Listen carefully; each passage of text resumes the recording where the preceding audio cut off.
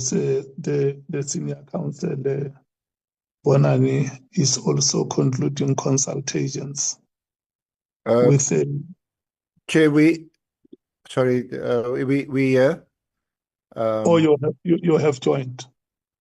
Yeah, we haven't concluded. We were with Minister Kachalia, but yeah, we've made some arrangement to resume later to conclude. But Thank you. Myself and Maria are here. Lerato is on her way from Joburg to Cape Town, so she apologizes. No, thank you so much, Senior Counsel, for making yourself available for this meeting. Honorable members, can I check if we have apologies to record on the part of the members?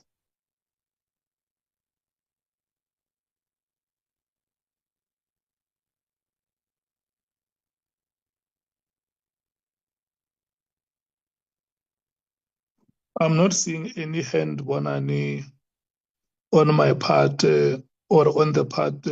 I don't know if there is any member that I may not see his or her hand. They can just speak through the microphone. But on my part, yes.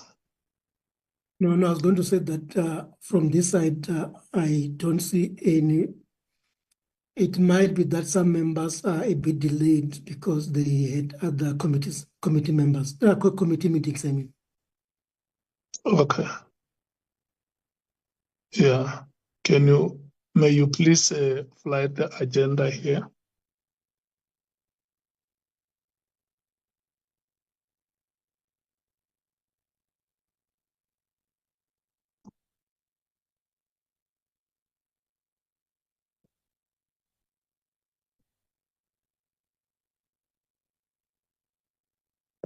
Okay. Honorable members, we are going to give you progress report on the consultations and preparations for the hearing. In the main is the matter which the committee mandated us to go and engage with General Mkhwanazi and possibly the commission to see if we cannot secure him before the 22nd of September. We will give a progress report on the work that has been done. We would have wanted to also include the item on the involvement of the crime expert, which we circulated with the members. So far, we have not received any indication from the members of the committee. How do they feel about the matter? So the members can decide if they want to have the matter being discussed today, or if you want to still think about it, you will advise accordingly as to what your view is on the matter.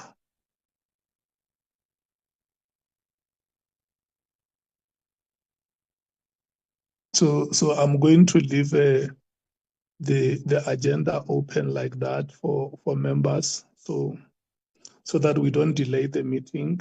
If there is any member who may want to share their views about the involvement of the crime expert, we can take that after the progress report would have been given. Is that okay, honorable members? May we proceed with the meeting? 100%, Chair. Yes, Chair. Yes, Chair. Thank you so much. Bonani, can you please take us through the short report on the consultations and the engagements with Honorable General Mkhwanazi and the chair of the commission?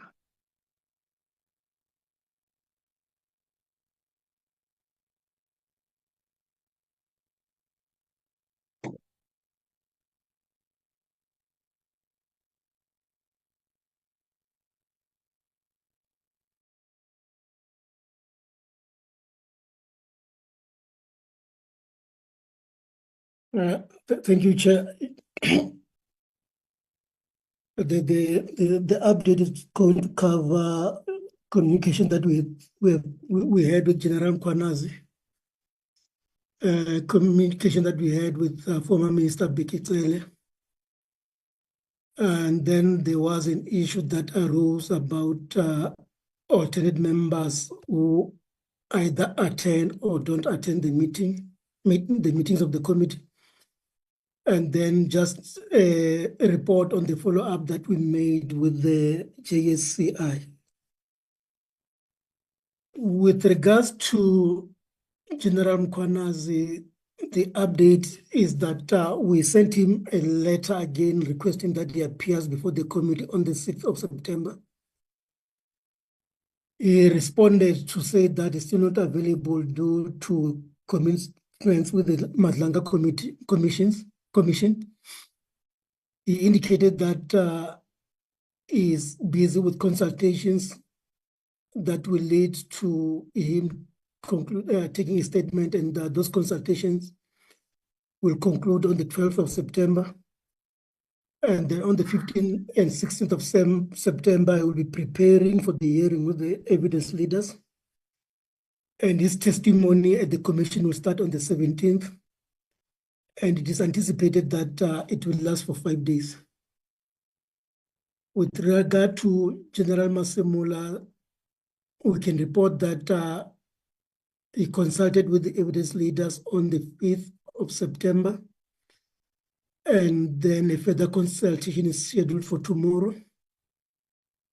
Minister Mkhunu will be with the evidence leaders on Friday for consultation. With regard to General Sibia, his consultation is scheduled for the 15th of September, but he has since returned to us to request that the consultation with the evidence leaders should be held virtually instead of being physical in Parliament. I think that is a matter that the legal team will address with him. The next one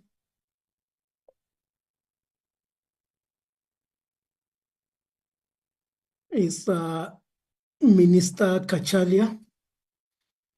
As Advocate Arendse indicated, they consulted with him today, and as he said, they are still going to talk to him. DM Matale, his consultation was on the 8th of September, and I believe that has been concluded. The same applies to DM Mushielo. With regard to Mr. Tsele, we sent a request to appear on the 8th of September. He has not yet responded. The due date is today. So maybe if we get any response today, we can update members, even if it is via the WhatsApp group. I think with regards to the witnesses, that's all that we can report, Chair. Thank you. Yeah, no, thank you so much. I think the other part is that the chair of the return to the ad hoc Mkhwanazi be allowed to conclude the work with them. I think it's just to reinforce the responses that we have received and the engagement that have happened so far. Let me check with the senior counsel if he may want to make any addition on the report that has been given.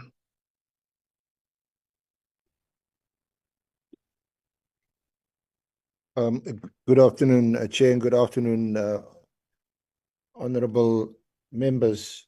Yeah, I don't know if other than to confirm that except for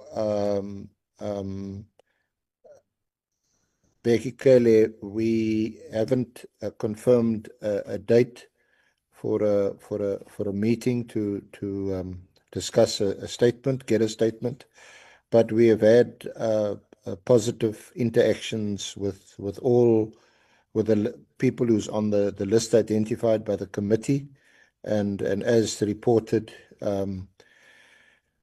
Today we saw Acting Minister Kachalia. Tomorrow we'll conclude with General Mulumela, and on Friday we're meeting with Minister Mkhwanazi, and we've met the two deputy ministers. Yeah, and as far as General Mkhwanazi is concerned, we have some concerns about the arrangements, Chair, because we've now been told that we as evidence leaders will get a copy of his statement to the Commission only on the morning of 17 September, that is just before he starts giving his evidence to the Commission and to the public and the media. That means that we in terms of that arrangement, we can't share it with the committee. Also because the statement belongs to the Commission. It was obtained by the Commission evidence leaders and not by us. It will then mean that although we'll have some insight into what he told or what he will be telling the Commission and the public and the media, we will have to wait until he concludes his evidence, which is likely to be on the 22nd of September. In turn, that is going to mean that we will only be able to engage with him on behalf of this committee, the Honourable Committee, after the 22nd of September. We have to prepare our statement. Obviously, we'll be assisted by the fact that there'll be ground that the Commission has already covered, which we don't have to cover. But we have to interview him with a view to our terms of reference and not the Commission's terms of reference. So that might take another few days. We will then have to make the statement available to honourable members, to the committee, to prepare before he's heard. And that is likely to take us into the first week of October. And you know, we find that is problematic for us. We have tried to make various suggestions about how we could overcome this, and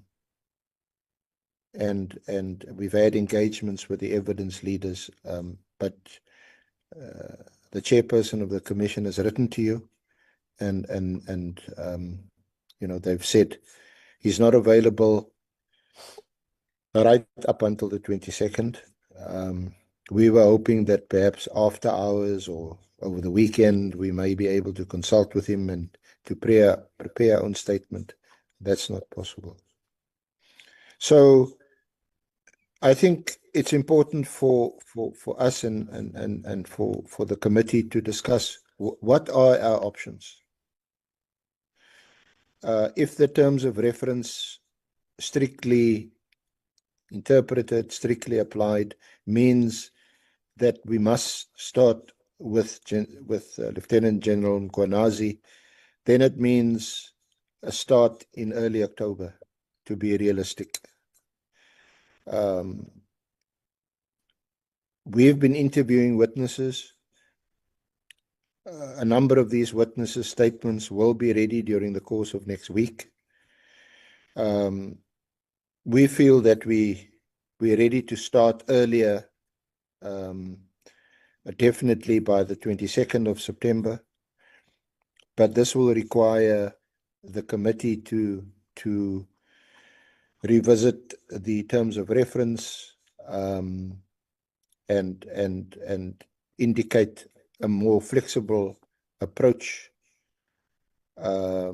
because we have to accept, I think the committee and I will accept today, that we cannot start with Mkhwanazi until at least towards the end of September, beginning of October.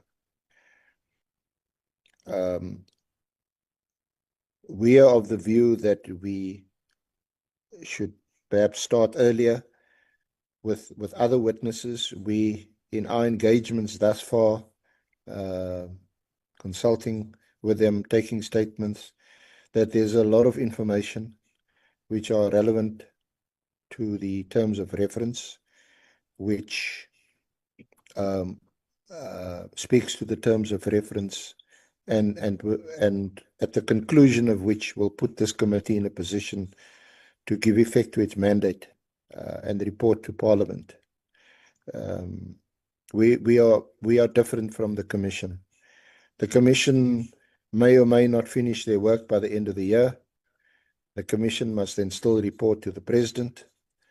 He is obviously not obliged to act on the report.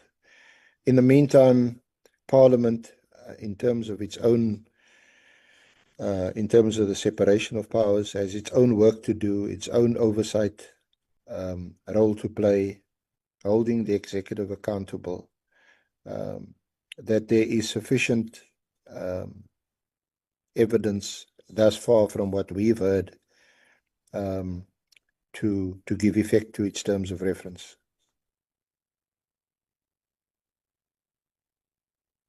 We've earlier mentioned the issue of an expert. We could also start with, if the committee is minded to make provision for that, we could start with the expert on the 22nd of December. That evidence was likely to take, we don't think, longer than a day. But we could follow that up with calling General Masemola, the current minister, the minister who's on special leave, the previous minister, Minister Kele, the deputy ministers.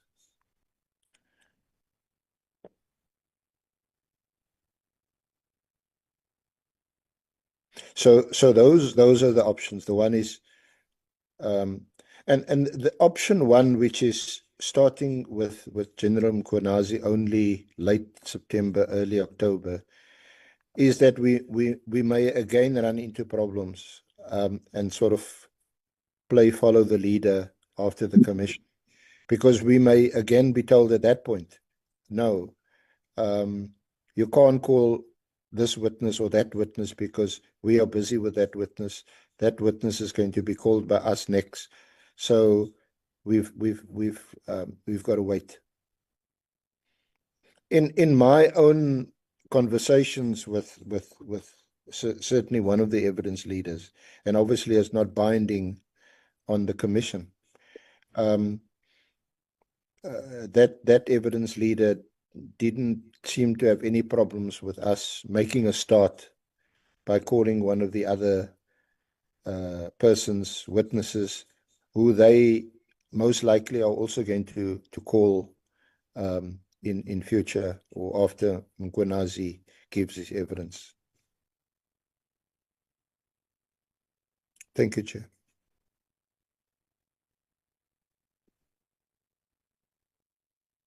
Thank you so much, Senior Counsel. Members, that is the report. We have worked overnight with the Senior Counsel, thinking about many options that we had before us, if it was going to be possible to have General Mkhwanazi over a weekend. I remember the last time I was even suggesting if it's possible that they could do a telephonic consultations, like General Sibia was suggesting that they could do consultations telephonically with him, or maybe even consultations at night after he shall have concluded his daily routine at the commission. We did not seem to be succeeding. It's unfortunate that Gen Mkhwanazi has to be torn between the commission and us. And we were working within the framework of the terms of reference. And that is why now the senior counsel is presenting other dimension. So what is presenting, it means the committee, if it feels that time is running out, we can't wait for the 22nd. It means we will have to change the terms of reference and agree that we can take any of the witnesses that are available. But I'm mindful that the committee stressed its decision in the last meeting that Gen Mkhwanazi is our first witness. So we will then have to wait until he is available. And I would also like to persuade the committee members to have the understanding that the institutional arrangement that we have between the ad hoc committee and the commission may pose difficulties as we move forward. If you hear what the senior counsel is saying, because once they finish with Mkhwanazi, it means they may want to call the police commissioner, unless if at the time we have Mkhwanazi, they will be busy with the police commissioner. I don't know what their arrangement is going to be. But if the consultations and the proceedings are not properly managed, we will have Mkhwanazi and work with him after we are done. We will have another interval because they will say, no, we are now busy with so and so. But what is unfortunate is that all the witnesses are likely to find themselves in an unfortunate situation which is not of their own making.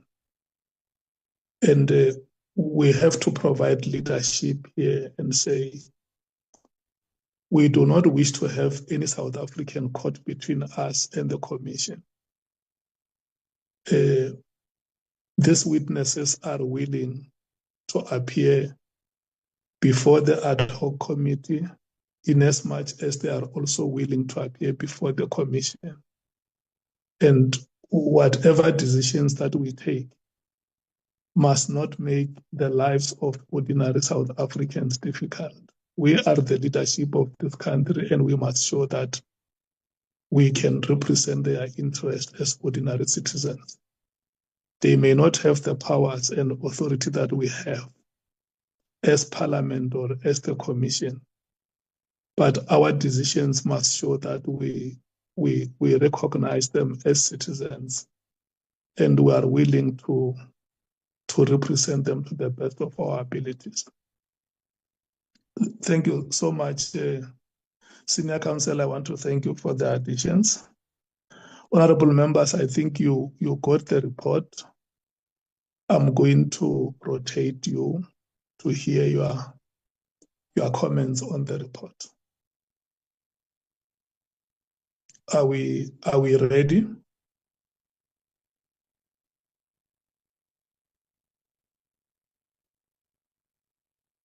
Let's start with the ANC. We are ready. Thank you so much. We are ready, Chair. Thank you so much. Let's start with the ANC. Good afternoon, Chair, and good afternoon to all colleagues and the legal team and the team from Parliament and all of us who are in this meeting. I think, Chair, thank you very much for the feedback and the report that we've received. And I must say that I'm happy that there is a sense that we are interacting with the people that we need in order to ensure that our work begins without any avoidable delays. I want to reiterate the position we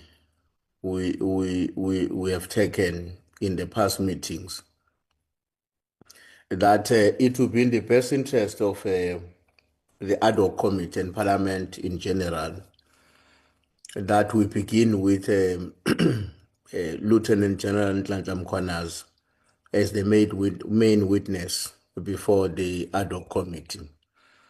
Because as we said before, it is through his testimony that the network is going to be clearer for us, or the direction that we need to take in terms of other potential witnesses more and above the ones that we've already identified on the basis that they are either occupying offices within the police department or have done so in the past.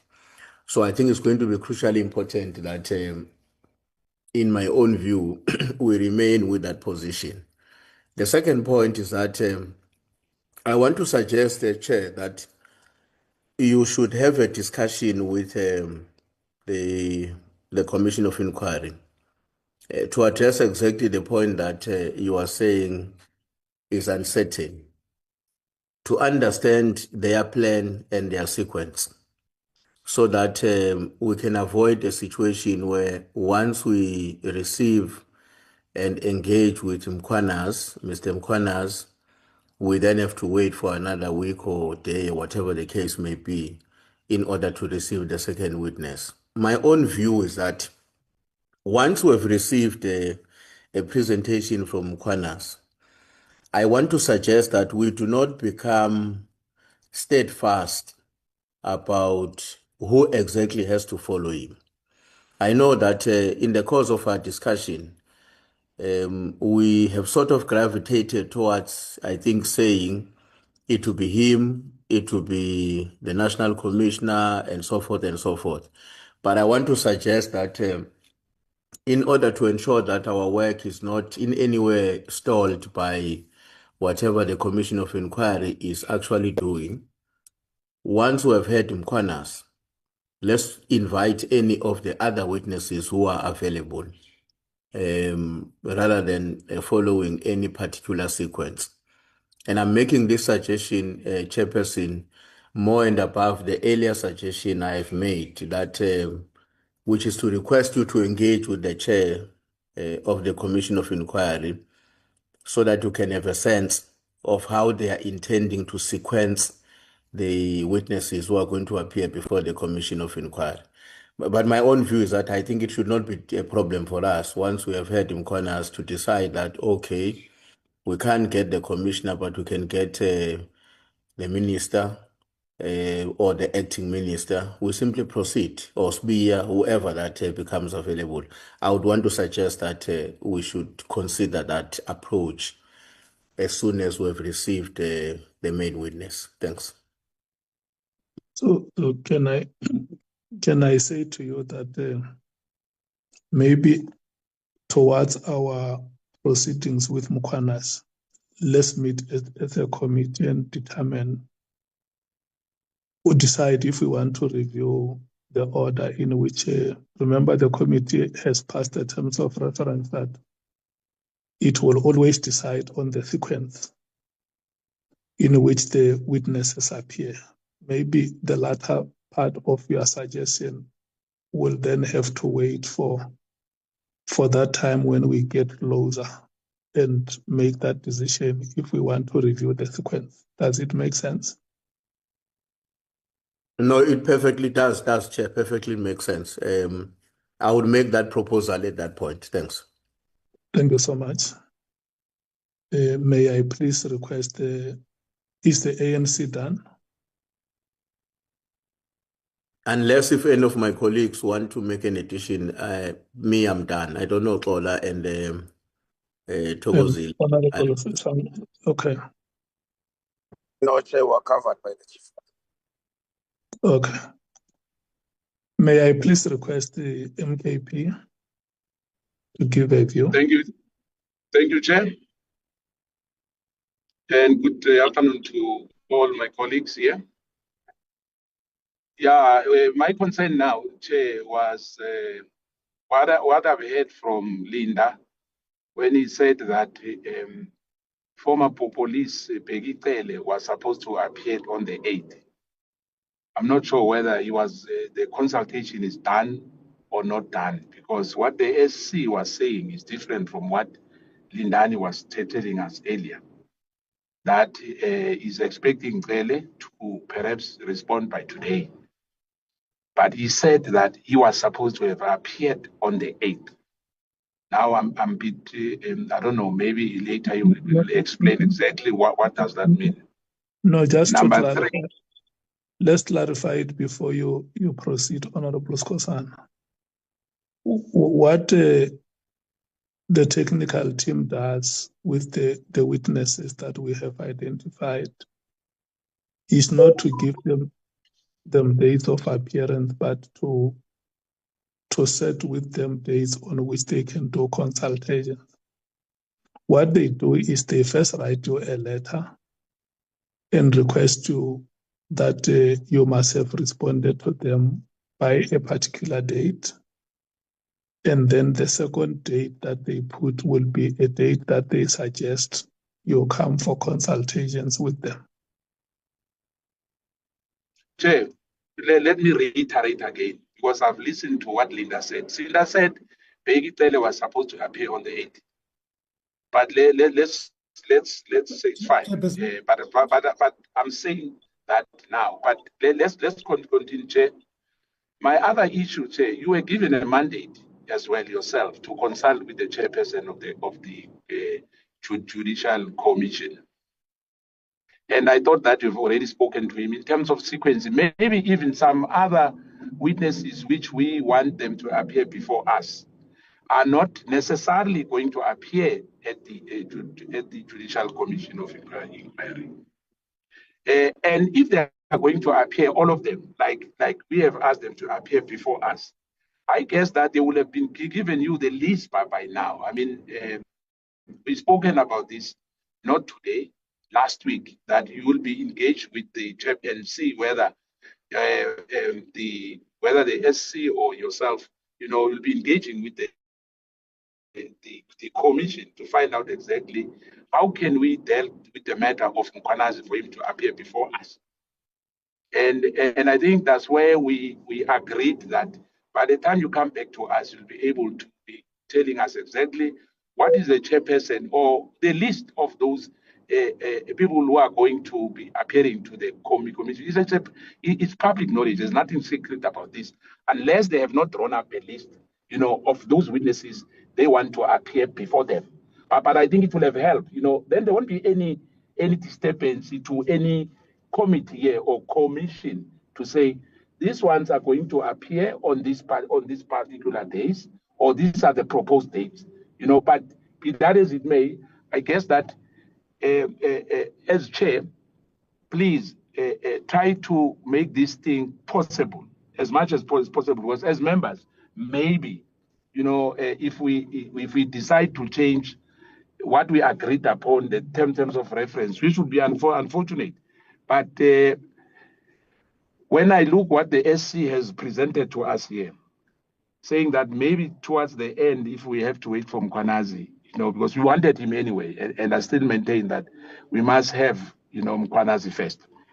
But if we are going to start after the 22nd, or maybe towards the end of October, or at the end of September, or towards the first week of October, which means we won't be able to finish on the 31st. There will be, obviously, from the word go, that we may have to ask for extension, which we might finish up maybe around November, end of November, or in December. But if you can, as well, if he's available, on weekends, because I guess that we can do that as well on weekends.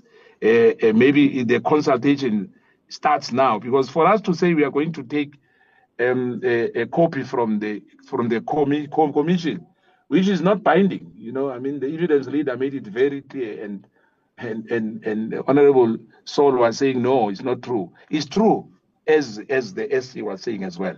The commission has to, once they finish, they're going to take that report to the president. What the president does with that report, it's up to him. So we're gonna wait for this. For me, Chair, honestly speaking, it's unfortunate. I don't want to use the wrong word. It's very, very unfortunate that we're gonna wait for something which is not binding at all. Instead of doing our work now. I thank you, Chair, and I'm not sure about Nomvalo, my colleague, if he has anything to say. Yeah, Jali, Honorable Nomvalo, I will give you a chance. What the senior counsel says is that the terms of reference of the ad hoc committee and those of the commission are not the same. So even if we were going to get a copy of the statement that would have been deposited at the commission, it will only help them as as our legal team to start preparing. But the general still has to make a sworn statement that is in accordance with the terms of reference that the ad hoc committee has passed. That is essentially what is saying. So when General Mkhwanazi, let's say the senior counsel, our senior counsel gets the sworn statement on the 17th of September, like the commission. I think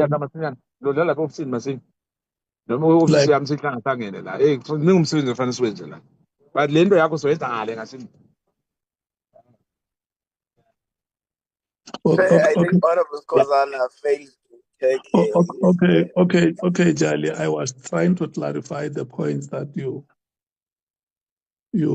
made here. If our senior counsel gets I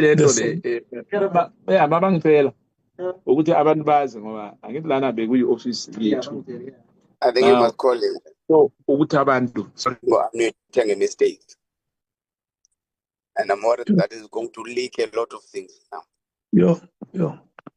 Okay, no, it's fine. Let's leave it there, Honorable Ngola. What I was trying to say is to establish the understanding that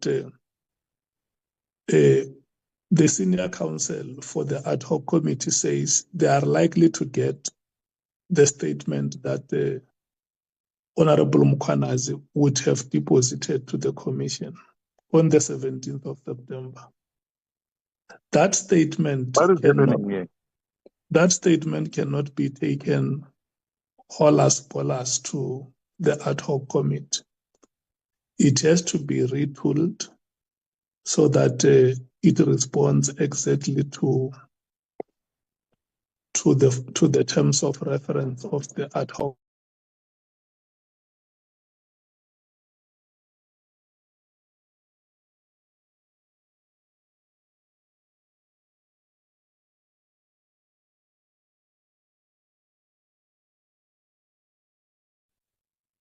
Chair, you are muted, or is Mills out of the meeting?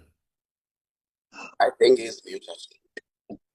That is what will make the work of the commission easier. Honorable Nomvalo, your hand was up. Yeah, but you got cut, Chair, during your explanation.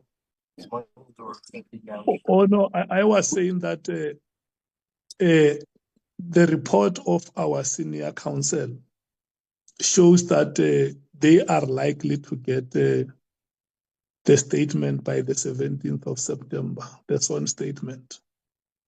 But that sworn statement will not be taken holas polas to to us because it will not be responding to our terms of reference. So they have to rework it, get into consultations with him and refine it to respond to our terms of reference. So members must not expect that once the senior council gets that statement, it will be easily available for the ad hoc committee. But if members of the ad hoc committee still request it, for what purpose, I will not know because it will not be responding to our terms of reference.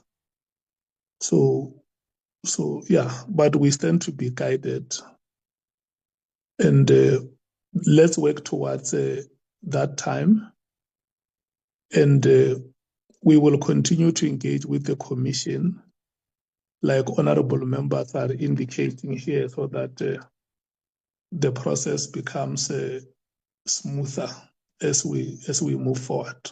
Honorable Nomvalo. Covered by Honorable Skosana.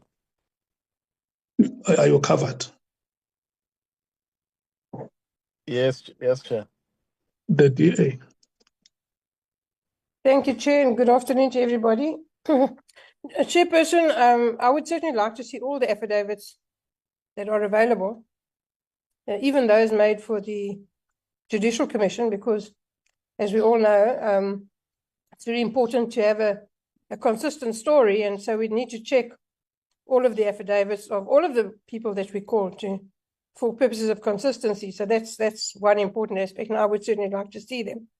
With regards to the order of witnesses, Chair, I fully understand. Honorable Breitenbach, the first point, so that it does not become elusive, you suggest that it is desirable that we get all the affidavits. All of those that are available, yes, Chair. Okay. I would like to see them. Oh, okay. You And may then, proceed. Chairperson, with regards to the order in which we call witnesses, I fully understand the desire to call Mkhwanazi first, and that would be the ideal situation because the thing starts with him. But it's not essential, Chairperson. It's only ideal. If we can't have him and we start with somebody else, we know what he's going to say. He's going to say what he said at the press conference. If he says anything different to that, that's problematic. So it's not as if we're working in the dark. We know what he's going to come and say. And so while it is ideal to start with him, if it means that we're going to be held up for weeks and months, then I would suggest that we forego that ideal situation and start with someone else. Because we can't keep on postponing and postponing and postponing. We're going to already have to ask for an extension as it is. If we don't get started before late October or November, that's going to be a real problem. I'm happy to work, as I've said before, on public holidays, on weekends. That's not an issue. You may find that other people are not so happy to work. So, bearing in mind that we have a job to do and we need to get it done, we may have to reconsider the order in which we call witnesses. Thank you, Chair. The EFF. Thank you, Chairperson and colleagues. I should put it on record that it becomes very clear as we proceed that certain people don't want Mkhwanazi to appear before this committee. And they use all manner of excuses to make sure that he doesn't appear before this committee. Others even sing the loudest in a pretentious way as if they are his #1 defense force. But deep down, they don't want him to appear before this committee. That's why you can't even revoke sanctioning him, because if he doesn't come, the better. Some of you forget how this committee came about, and many of you opposed the existence of such a committee. And now, because of whatever reason this committee is here, you start finding a way of juniorizing it. What does our committee have to do with the Commission of Inquiry, which is toothless? It's not binding. It can't bite. Why did we put those things in terms of in the terms of reference that we can subpoena a person? There was someone's wife who appeared before one of the committees here, and the husband is here. When she asked for postponement or for this or that, everything else was rejected because there was huge interest on her. And she was reminded that we can even proceed without you. But because you don't have interest, you pretend like you have interest, and you create an impression that Julius has got something to hide. How can I have something to hide when I say someone must come before the committee? You must decide what you want. You must decide whether you want Mkhwanazi before the committee or you don't want Mkhwanazi before the committee. And if you want Mkhwanazi before the committee, in the terms of reference, there are mechanisms to get Mkhwanazi into the committee. Mkhwanazi told you, I'm not coming to you, even before there was an actual date of the commission. That's how junior you are. And you want us to participate in a committee like this that has been juniorized? There is some senior committee called a commission. We've been juniorized. You have turned this committee into a toothless body. It is going to be the most useless body. I'm not even sure if some of us can continue participating in such a committee that agrees on something and do something else. Mkhwanazi, subpoena does not mean Mkhwanazi is wrong. If you don't know English, it's none of my problems. It's none of my baby to feed Malta Bella. Mkhwanazi must be subpoenaed because what Mkhwanazi said is important and cannot be postponed for a day. It's very urgent. But all of a sudden, even if Mkhwanazi becomes the last, that's fine. We can look at other people. Why? Because you don't want the truth. And you create an impression that you want the truth. You don't want the truth. I am here to seek the truth. That's why I'm saying Mkhwanazi must be subpoenaed. Mkhwanazi must come. We have nothing to do with the commission. We can never use a material of the commission in our committee. Mkhwanazi must write an affidavit directed to our chairperson, and that becomes a document of our committee. Any other thing is a hearsay. We don't want that. We want that which has been said to us by Mkhwanazi and the rest of them. I don't know what you're doing with Deputy Minister Sirine. To show that you want to make this thing useless, you have put in deputy ministers with no powers. I don't know what they're going to tell you. I don't know what you want to get from those people. You are getting deputy ministers because you want to render this committee useless. That's what you're doing. And we don't agree with any of the proposals. We don't change any terms of reference. We want Mkhwanazi as number one. If you can't get him through Lavi-Davi approach, subpoena him. We are not doing anything outside the terms of reference. And then how can a person who started the allegations be the last one to testify? What are you going to use? With due respect, Honorable Bredenbach, we cannot use what has been said on TV. We cannot use that. We can use what is in the affidavit, and that affidavit must have an oath. So who are you going to question based on what? What is before you? We need something before us. And the person who can give that is Mkhwanazi. He has to come. Even if it means stopping half the way to go and appear into the commission, finish, come back, that's fine. But he has to come to us.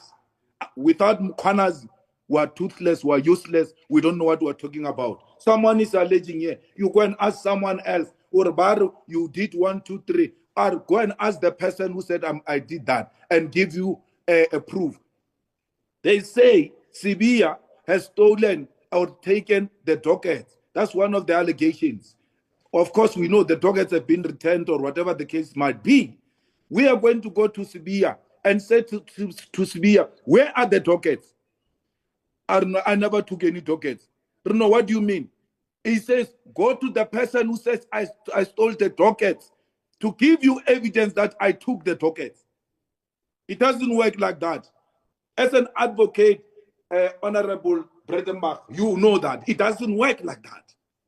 There has to be a person who makes the allegations. We have to test the allegation. We have to test the evidence of the allegations. On the basis of that, summon people, because we now have something that gives us at least a prima facie to can engage these people.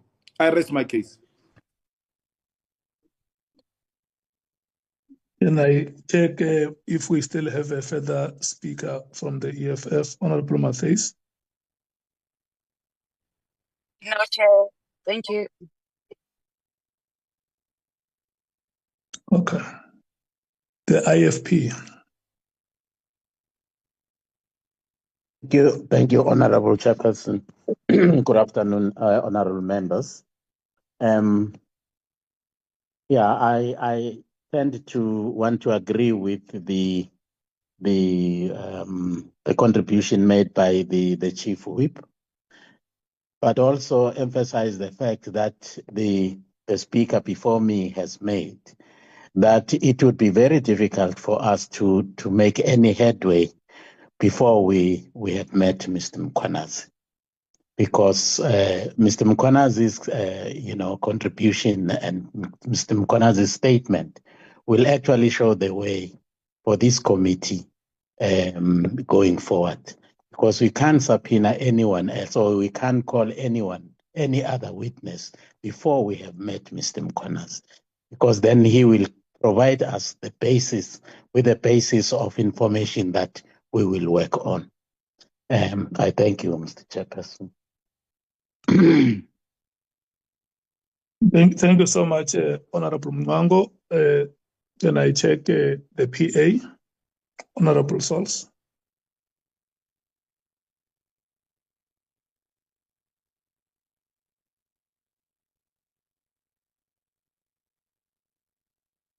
The Action SA. Thank you, Chairperson. I'm sitting here and I'm so shocked this morning by what I've heard. Why did we spend all that time with the terms of reference? Based on what has been presented to us this morning and what we've been told, it is clear now that we are being dictated to. It is clear that we are the underdogs, and it is clear that we are now becoming like a subservient right now. We have forgotten our role. We have forgotten our responsibilities. We have declared ourselves, like Honorable Malema says, completely toothless. I cannot believe right now that we are considering how and when to do this when we have spent so much time with the terms of reference. I cannot believe right now that we are saying that it doesn't matter when General Mkhwanazi comes to appear, and it doesn't matter whether he's first or last, his statement cannot change. What he has said on television cannot change. Then why are we here? Are we not meant to probe his accusations? Are we not meant to investigate as per the terms of reference? Then we might as well take the statement and take everything that has been publicized in the media and use that to generate findings in this committee.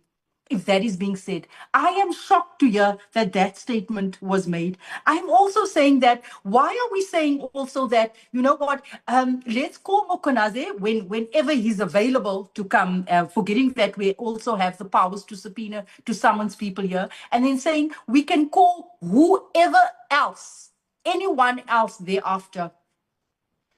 Whether you have a criminal mind or an investigative mind, but I think it's common sense that whatever General Mkhwanazi presents and tells us, calling of the next witness needs to be intentional, and it needs to be strategic in terms of linking these statements and in terms of actually having an outcome that will give us results. We can't just go haphazardly right now and just call anyone whenever, because we are now being dictated to.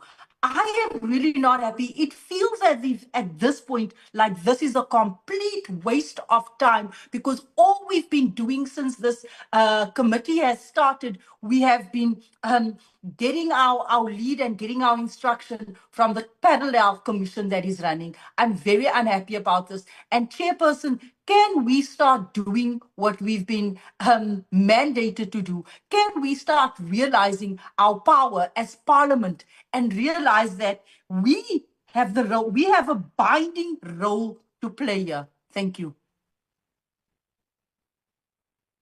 Honorable Vessels. Thank you. Good afternoon, Chairperson. It's my view would be that it's not ideal that we do not start with General Mkhwanazi. But Chairperson, we won't probe the allegations that he made by interviewing him. We're going to probe the allegations that he made by interviewing other witnesses. Yes, by interviewing him as well, but the majority and the actual probing of that evidence will lie in other witnesses and other evidence, obviously. And Mkhwanazi. I said, and listen. No, Honorable James, we can't behave ourselves like that. There's also a view, and there can also be an argument, that it will be the best to get General Mkhwanazi to testify last. And the reason why I'm saying that is a lot of the witnesses, a lot of the other witnesses that we will call will, at the end of the day, will obviously say and will counter and will say the opposite of what the general alleges. Thus, to get him last, he will be able to respond to those counter allegations made. So that's another argument. It's another view of the matter. Chair, we said, and it was said in the committee, and it was decided that the ideal would be to, and it will be, that he must testify first. Practically, that's not possible unless we decide to subpoena him.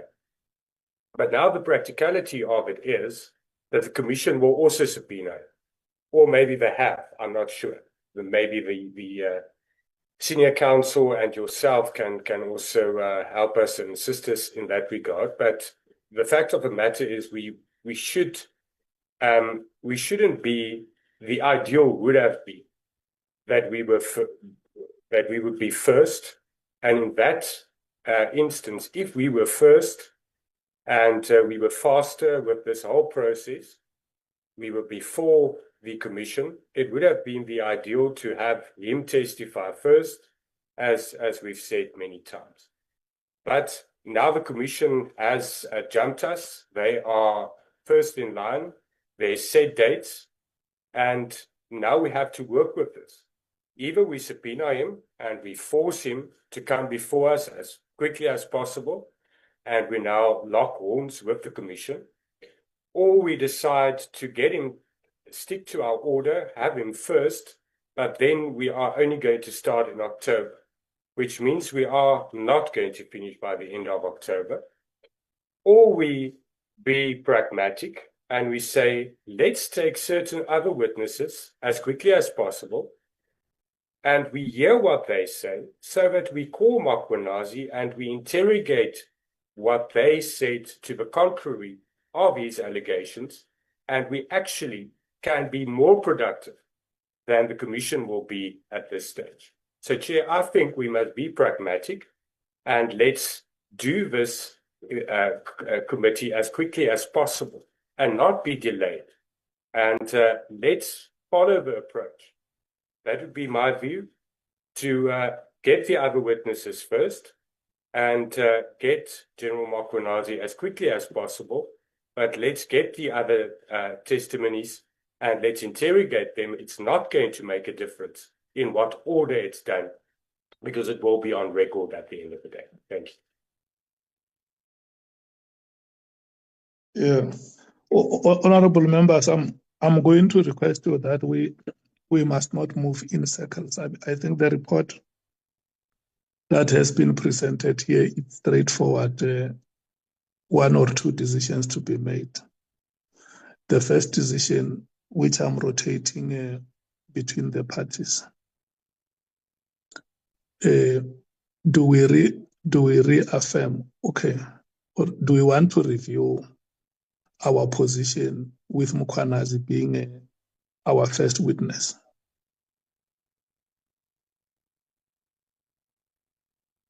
We have taken a decision here as the committee that General Mkhwanazi must be the first witness to appear before us. Do we want to review that decision? ANC? No, Chair, I mean, it's very difficult for me really to think of any rational basis or any cogent arguments why we should review a decision of inviting the very first person who brought about our existence. And Yeah. I'm very uncomfortable, Chair, just a second. I'm very uncomfortable with statements that are saying we know what he's going to say. I think it's very difficult for some of us to accept that because we know what he said in public. We don't know what he's going to say to us until we meet with him. So our view is that there are no basis for us to change the decision to start with him. Thanks. Okay. So the ANC reaffirms. Thank you. The MKP. Yes, Chair. I just want to repeat as well what I've said earlier, that it would be ideal to stick to what we agreed upon. You know, other thing might be problematic. You know, let's try to have Mkhwanazi, whether weekends or whenever. Let's have him and agree with the So, chief whip when he says that so when the chief whip reaffirm says, that is our first yeah, witness. but listen, Chair. Yeah, listen, Chair. What I'm saying is, I agree with the Chair to say we should not even cast aspersions to say what is going to represent to us. He'll only present what was said only on the press conference. We don't know. You know, let's have him straight, not from the commission. Commission is doing their own work, which is not binding. Where the president, as I said earlier, let's stick to what we agreed upon. Thank you, Chair. Thank you so much. The MKP reaffirms. The DA. Chair, we'll go with the majority view, but we prefer to take the pragmatic approach. Honorable Bredenbach, do you reaffirm or do you call for a review? I thought I'd made myself clear, Chair. We'll go with the majority view, but we prefer the pragmatic. Okay. Thank you so much. The EFF. We agree that he must appear first. Thank you so much. The IFP.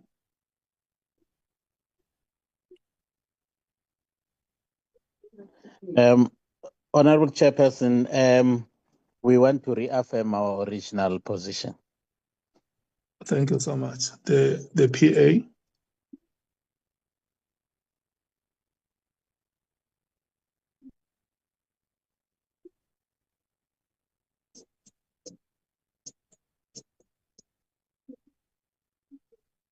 The Action SA.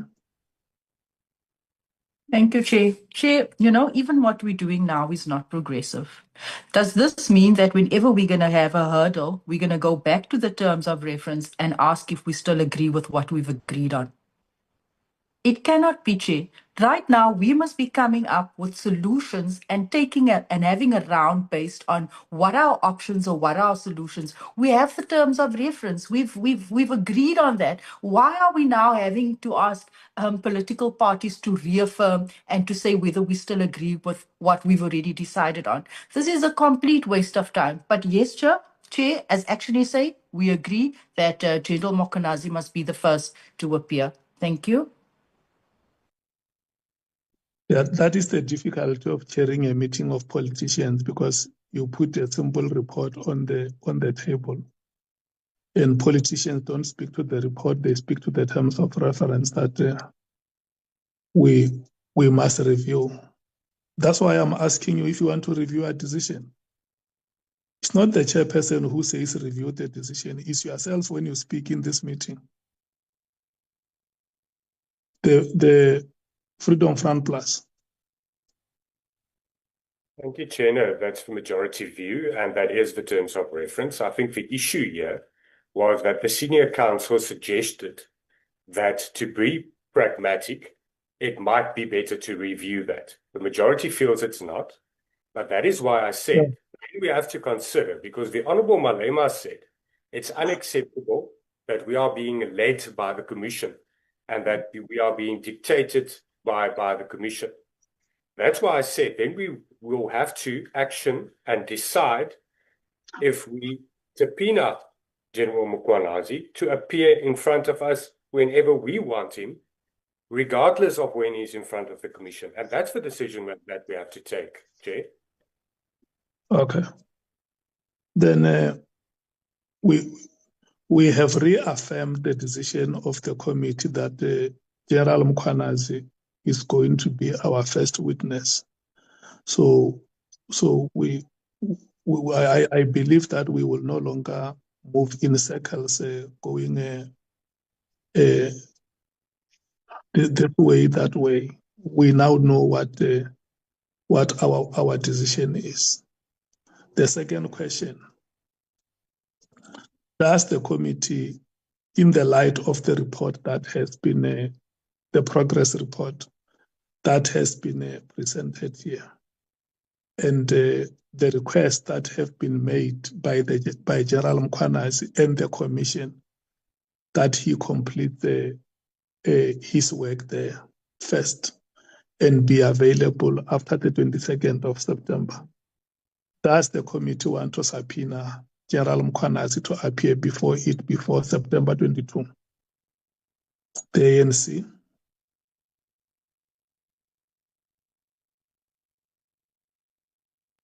Chair, I just want to go back to where we started when we were discussing this matter, because I think to just answer the question yes or no may not be helpful, not only to ourselves, but to the public who are following us as we discuss this matter. In one of our meetings a few weeks back, or last or one before last, we had a discussion on this matter. And we recognized, and I thought this was a common recognition by all members of the committee, that the pace at which we reach out to the first witness, which is Mr. Mkhwanazi, was slightly behind his interaction with the Commission of Inquiry. And I thought there was a recognition on our part that it is not because of his own making that we have not met with him up until today. It was because we need to clear our own processes, firstly, and secondly, because, it's the second meeting we have today with our legal counsel, who are supposed to be the one that are in the front line of helping us to secure and prepare the witnesses to appear before this ad hoc committee. So my own view, Chair, is that I don't think we've reached a stage where we must subpoena because he is not willing to come. Somebody made a point earlier on that what if we subpoena somebody who has been subpoenaed, whoever is appearing on the 17th or whatever the date may be, in fact 17th, which is next week. My own view is that I don't think that we would be acting rational if we say in the first instance we've made to interact with him and he made it clear that he's willing to come to us, but he has already committed himself to something else, which has to do with the same pronouncement he made on the 6th of July. Therefore, we must impose ourselves using the law, the power we have in terms of the law, which is to subpoena him. So we really would like to see Mkhwanazi appearing before us as soon as today, if not yesterday, Chair. But we are not convinced that to subpoena him will expedite the process because he is undermining us. We don't think that is undermining us. And we are of the view that let's allow the process that is already unfolding, led by our legal team, and have Mr. Mkhwanazi appearing before the the ad hoc committee, not later than, I think they were saying the 22nd, if not the 24th. So we are not of the view that we have reached a stage where it needs to be subpoenaed from our point of view as the African National Congress. Thanks. The MKP.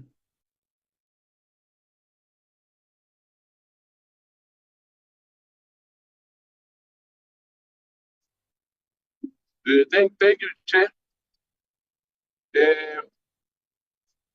I will reiterate once again to say, Chair, speak to the chairperson of the commission that we need General Mkhwanazi to appear before us.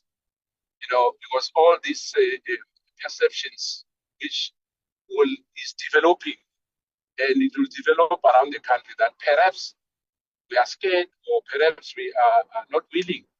We have Mkhwanazi, people are hiding issues and whatever. let's have Mkhwanazi tomorrow if it's possible and deal with this matter once and for all. If he take us to court, because remember, he's a citizen of this country, if he feels that we are not fair to him, he might take us to court. So be it. But for now, let's have Mkhwanazi as soon as possible. Because if we start with anyone else, I guess because perhaps the SC Arenze, I understand that he wants us to start to deal with these matters, but really it will be really unfair as well to South Africans and us here that will be starting with the people who did not make allegations. A person who made allegations and he substituted them is General Mkhwanazi. Let's have him try your best. Let's get this thing done. Thank you. You have not answered the question because I must not come back here and give a report and you say we said you must go and talk to the commission, or you are making a second fiddle to the commission. I am asking the MKP, is it desirable for us to subpoena General Mkhwanazi? You have received the report, yeah? Can I come in? Honorable Number. Yes, Chair. No, I think to a certain extent we align ourselves with the chief whip of the ANC because we have been raising concerns here in this committee on record, complaining about the pace under which we are working. And that has been mostly triggered by the technical team. We've been complaining about the stagnant pace. And this is we are where we are today because of that. At no point where General Mkhwanazi has shown that he has no interest of coming to the committee. The only reason that he's giving for him not to come to the committee is that he is going to the Commission of Inquiry. So that is not a sign of refusal. It's not an indication of refusal. He's just saying to us, I'm committed elsewhere. And the reason why I'm committed, I'm prioritizing where I'm committed currently is because I was approached by them first. So I think it would really be irrational. I think in instances where you can apply or subpoena people is where there are signs of refusals, where people are not cooperating, where they are saying, no, I won't come to that committee because I don't think that I should come.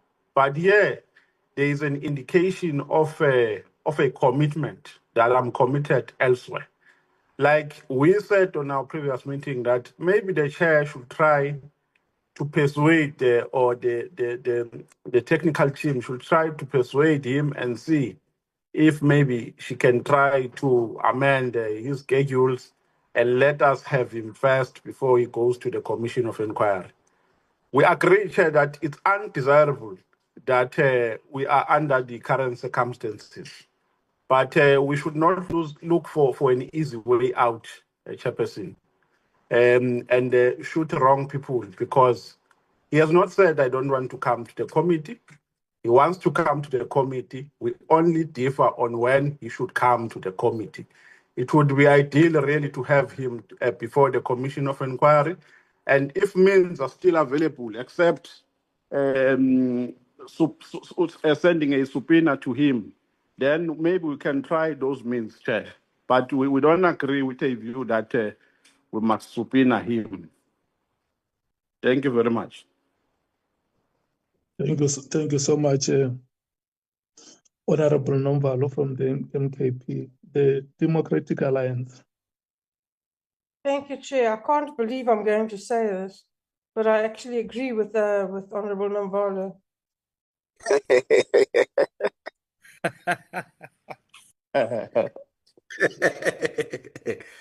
Yeah. Honorable Breitenbach, are you done? Yes, Chair. I'm in a state of shock, but I'm done. It's done, Chair, but in a very unprecedented way. Is it for the first time the DA shares the same view with the MKP. No, not at all, Chair. This is the first time that I agree with Honourable Nomvalo. Or it's for the first time you and Honourable Nomvalo. No, she's taking issues of the Justice Committee to this ad hoc committee, Chair. That's that. Okay, no, I understand. Thank you so much. May I take the EFF? Let's subpoena General Mkhwanazi on the 15th, Chair. Thank you. Okay. The IFP? Well, thank you, Chair. I don't think we agree with the route to subpoena. No, we don't subpoena him for now. Okay. The PA?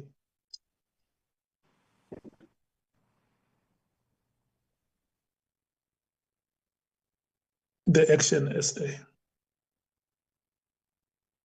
Chair, let us subpoena Gen Mkhwanazi in the best interest of the public, and we want to know who is distributing drugs in our communities. We want to get this process going. We cannot delay. Thank you. Honourable Vessels? Thank you, Chairperson. I made the point earlier that most probably the Commission will also subpoena him or has already subpoenaed him. We're going to play back and forth, and it's not rational. I agree with the Chief Whip and also with the Honourable Nomvalo that it's not that the General does not want to appear in front of the committee.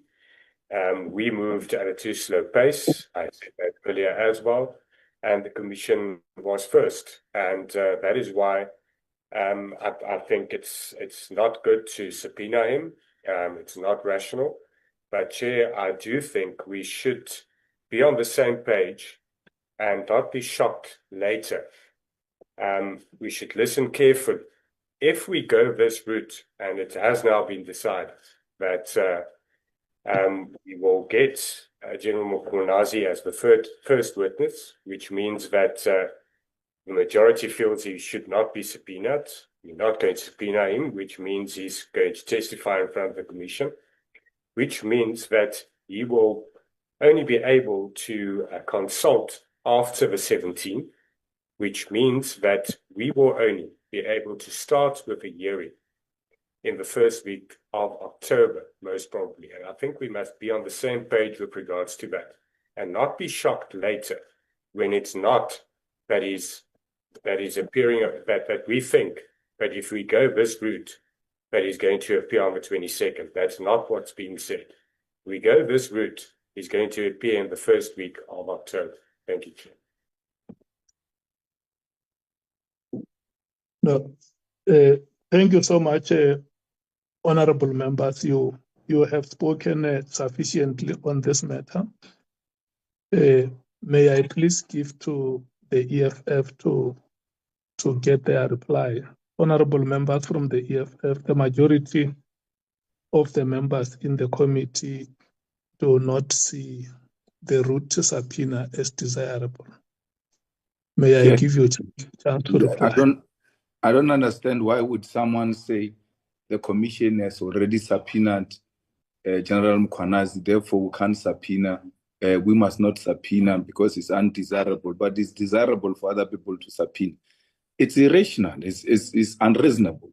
So the reality is that, and I'm doing this deliberately because I know you are scared for Mkhwanazi to come and appear before that committee. And if it was of your own making, Mkhwanazi was not going to appear before that committee. So you are playing with the public. You established a committee, creating an impression that you are doing something when you are doing nothing. You are busy over nothing. So the reality of the situation is that you don't want Mkhwanazi. And even when that time comes, you are going to start other excuses. There is nothing that stops Mkhwanazi from coming to us. You have now created an impression that this commission is bigger than us. And we as parliament must be going to the commission. The commission people never say, let's go to parliament to hear what that parliament is saying. But because you are scared, you feel so inferior. You don't know what you are doing. You want to be checking with the commission because you can't stand on your own. So we maintain that Mkhwanazi must be subpoenaed, and a person who doesn't appear before your committee won't say to you, I want to appear before your committee, hey, and I'm defying. Where have you ever had that? They are going to give you all manner of reasons. And one of the reasons is the reason we're given. No, I'm busy with these other people. A person postpones you without a date of a commission and agree to appear to a commission which does not have a date. It only announced the date a few days ago. And you accept that as being reasonable. And you accept that as not something that we can subpoena on. I know you don't want to subpoena because you don't want General Mkhwanazi to appear before the committee. When I spoke in this committee last week, they were saying, yeah, why is he attacking Mkhwanazi? He's hiding something. I'm not hiding something. That's why I'm saying Mkhwanazi come. Even if he comes tomorrow, we want him to come. The South Africans must decide whether they want Mkhwanazi to come before the committee or not. It can't be when we're trying to get Mkhwanazi as soon as possible to appear before this committee. It means we're hiding something. That is the highest form of stupidity, Chair. We'll be bound by the decision of the majority. Thank you so much, Honorable Malema in the EFF.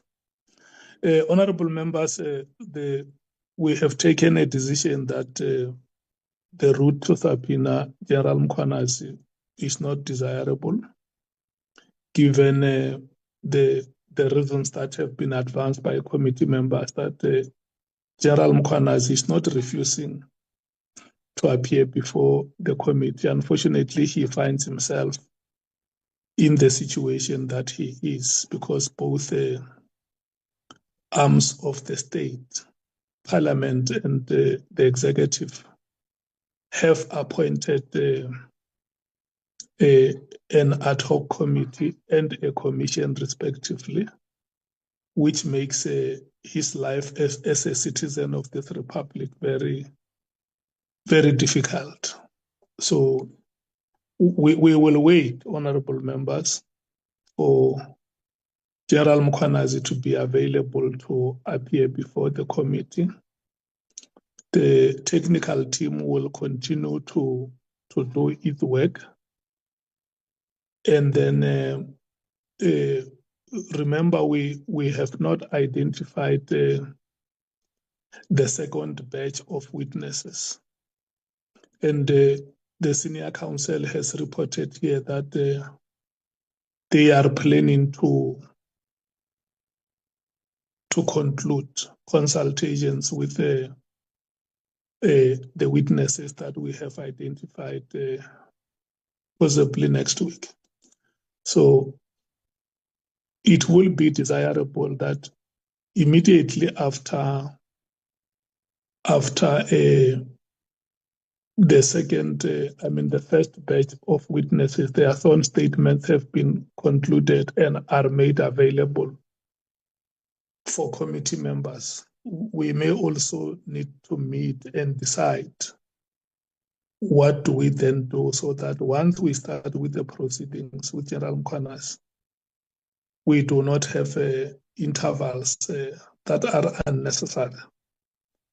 And I have also said that we circulated with you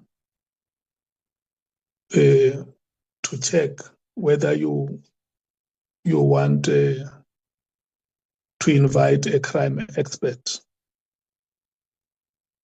before yourselves at any point which the committee may decide that we want to invite the crime. If you want to invite him after General Mkhwanazi has made a presentation, or you want to invite him before the presentation, it's a decision that the senior counsel has presented here. So far, we haven't received any feedback from the committee members, and I'm going to allow you the next 3 days until Friday to think about the matter, and we get your proposal so that when it comes here, we must be able to make a decision. If committee members feel it's not necessary they can indicate so that no, we think we were okay. And if committee members feel that it's something that is worth exploring, they can also indicate and say, but we can try it, Chairperson. Then in the next meeting, we should be able to finalize it. Can I check with you, Senior Counsel, if there is anything that you want to say? No, Chairperson, honourable members. We've listened attentively to to the discussion and the contributions made, and we obviously abide and respect them, and we'll continue doing our work. And I do think that what I think it was Honourable Breitenbach who mentioned that you would still want the other statements in advance. It's not necessarily covered by the terms of reference, but in the event that you do want some statements in advance of these witnesses giving evidence, then you can so direct and we'll make them available. Oh yes, just also it's not necessarily a correction, but just to be clear about General Mkhwanazi's statement to the Commission. That will not, we cannot make that available. Only the evidence leaders are receiving it on the 17th. His statement will only become available, I suppose, as it would to the general public and the media once he has concluded his evidence. So his written statement will only be available on or before the 22nd of September. And that is why we said we are somewhat hamstrung. I know that you, in your discussions with me and me with some evidence leaders, we said, look, can't we meet the general after hours or weekend and see whether we can't finalize our statement and maybe get to start at least a few days earlier. But I think one must understand he's under a lot of pressure. He's busy with advocates the whole day giving statements, and it's quite tiring. So it's probably unreasonable to expect him to also be available after hours and weekends. Thank you, Chair. Thank you so much. I'm seeing two hands here. Honorable Lee Matthews and Honorable Nomvalo. Let me not show my vote EFF t-shirt. I'm at by-elections, Chair. Chair, just quickly, you know who we forgot to include in this round was the NDPP, because she forms part of the government or the executive that we wanted to be part of it. So I think we need, or we can add her to this first round of witnesses. It's very clear then the terms of reference that we also need to deal with the National Prosecuting Agency, also correctional services. But at this stage, I don't think there was anything that has been circulating, particularly on correctional services. But you will remember that the NDPP did do interviews and made a variety of claims about corruption, etc. So I think that's something that we need to add to the first round. Also, Chair, and this is just pretty much on housekeeping. I don't know exactly the content or how the letters are being written, I think, but from the sounds of it is that we are asking witnesses when they are available. I think we need to move away from that, and we need to have a schedule that when we write to them is that you have been you are required to attend between this date and this date to consult with the evidence leaders, and on this date, this is when you are going to appear before the commission, rather than asking when people are available, etc., etc. That doesn't mean that it's a summons, but it's an expectation that you need to make yourself available. And that might be one of our biggest problems. Why even Becky Cele hasn't even responded, because we should have written to him by now and have said, these are the dates. So let's work on our calendar. When they need to appear before the evidence leaders and get the statements, when they need to appear before us, and in that sequencing. And tell them the dates that we need them, not ask them when they are available, because that is what is making us look like we are just some clumsy committee working at the mercy of the commission. Also, we need to start engaging witnesses almost immediately and not wait. But you mentioned that, Chair, that we need to start on the next round. So let's do that. Let's put the dates when they need to appear before the evidence leaders, when they are going to appear before us, and we send them letters to that effect. No nice letters of please tell us when you're available, when you're coming back from Milan, etc. And then just, Chair, it's really shameful that the commission is telling us that when and how they are going to release the Lieutenant General. And I think you as a chair, I mean, we having the dictate to us who give oversight. It's even worse that this commission, it's nothing binding. We know that it is open, and commissions are generally just open to extensions. Look what happened to the Zondo Commission, billions rands later. We are the portfolio committee. We want to close this. That commission must release him and let him come and appear before us, and then he can go back. We can't be playing second fiddle to a commission that can extend at its beck and call when and how it wants to do that. And I think you as a chair, as Parliament, we must be able to take a firm stand and not look like an idiots that what we are now. Even we had already even requested these things late, but we must put our foot down. There's nothing there in that commission that stops them from releasing him to come and appear before us. And Honorable Malema said nothing that he doesn't want to appear. The issue is that we are stuck between the commission and the executive that is trying to force him to come there for whatever reasons, and we know what those reasons are, instead of coming here first. And that is the issue. And I think us here as Parliament, this is where we need to put our foot down and say, no, he must come here, because we know how those commissions operate, and we are not going to operate the same way. Thank you, Chair. Thank you so much, Honorable Nombalo.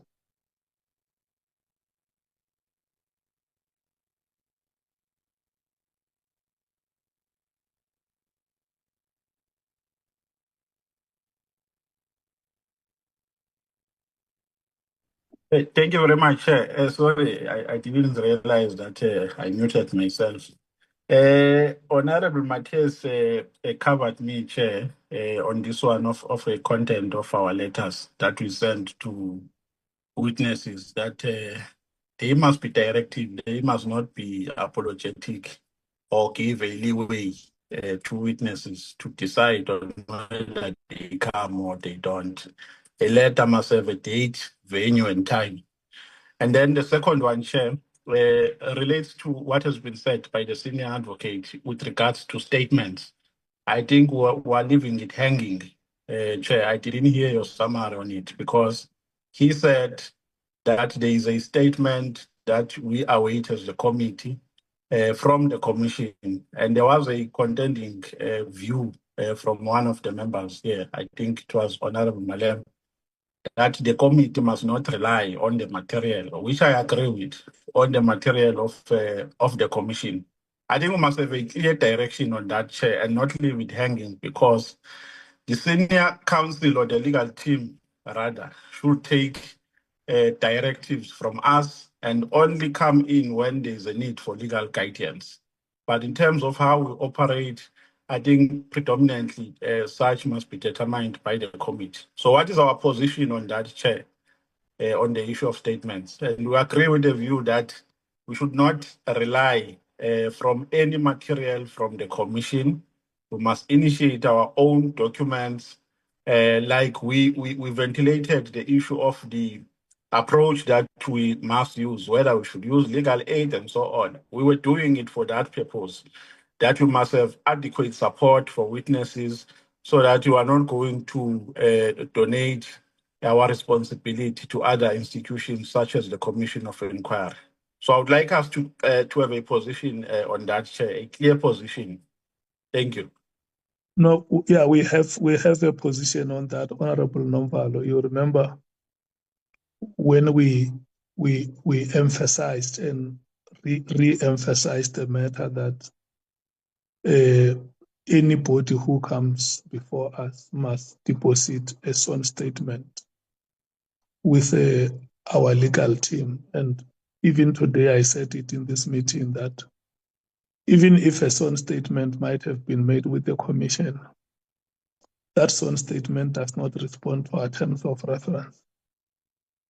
So each and every statement that will be coming here, it's a statement that will have been deposited with our legal team in terms of our terms of reference. But furthermore, you would have heard that Honorable Bredenbach has also requested that whatever information that may assist the committee to do its work, if it's possible, that information must be made available to the ad hoc committee members. But that is additional information, and your understanding must be that the basic documents that will be made available for committee members are those that would have been deposited as sworn statements with the ad hoc committee's legal team. And whatever other material is available is additional to that. Correct?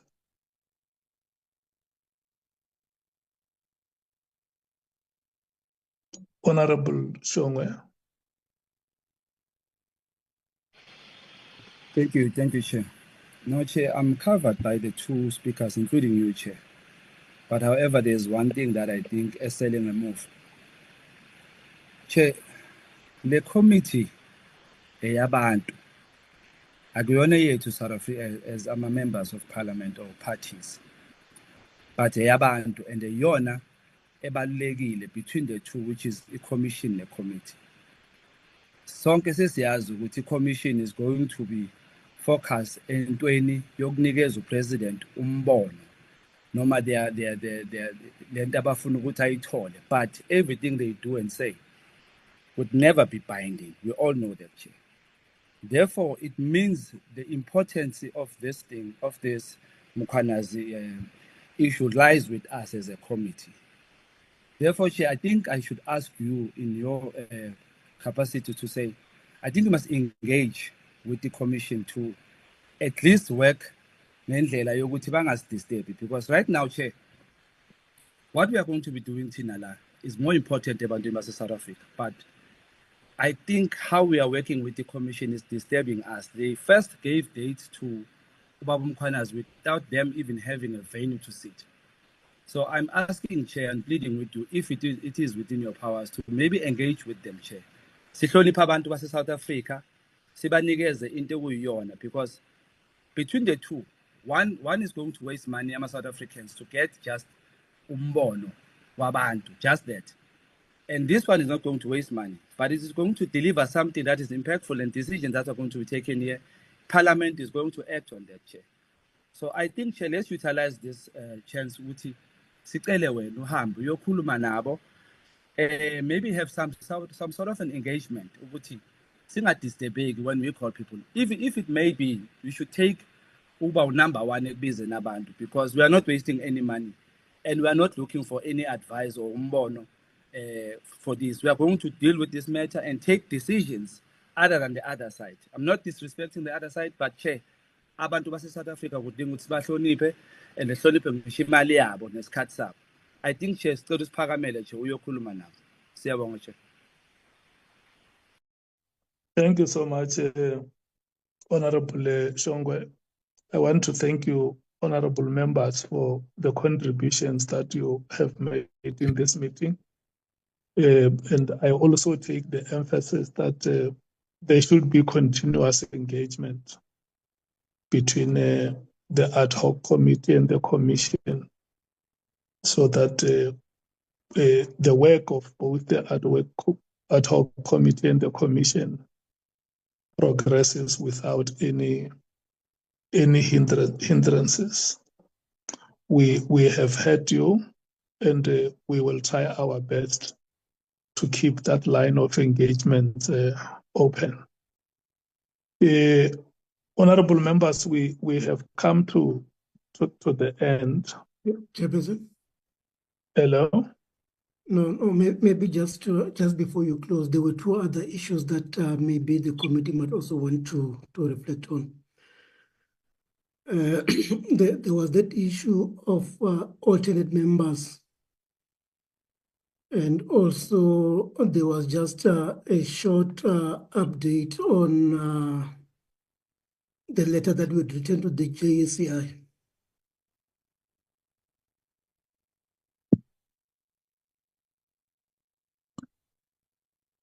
Okay. The issue of the chief whip has requested that we must clarify the issue of the alternate members. Andile? Maybe, Chair, maybe before Andile comes in, maybe if I can just report on the letter that was sent to the JSCI requesting access to information that they have. Yeah. As you can see on the screen, the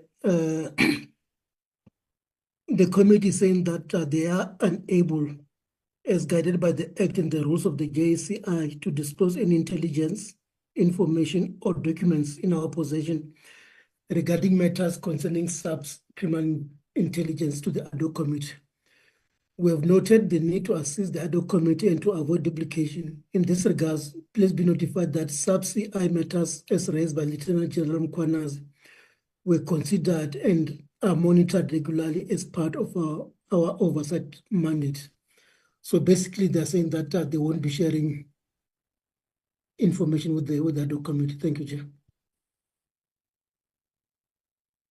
Okay. Andile, can we get the report on the status of the alternate members? Good afternoon, Chair. Chairperson.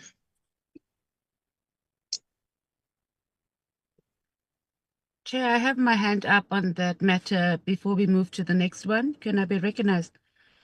Yeah, those are the only two matters. We will take the round of discussions. Oh, okay. Both. All right. Thank you, Chair. Yeah. Andile? May I come in, Chairperson? Yes. Am I audible? Very, very clear. Thanks, Chairperson. Good afternoon, Chairperson.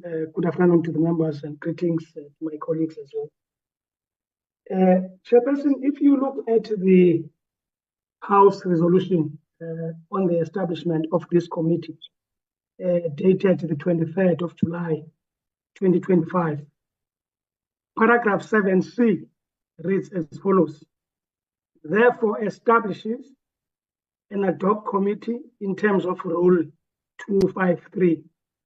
The committee 2 consists of 11 members as follows: ANC 4, DA 2, MKP 2, EFF 1, and other parties 2. So, Chairperson, what this does, it puts paid to the composition of it. So this committee chair has got only 11 members. We're not talking about membership.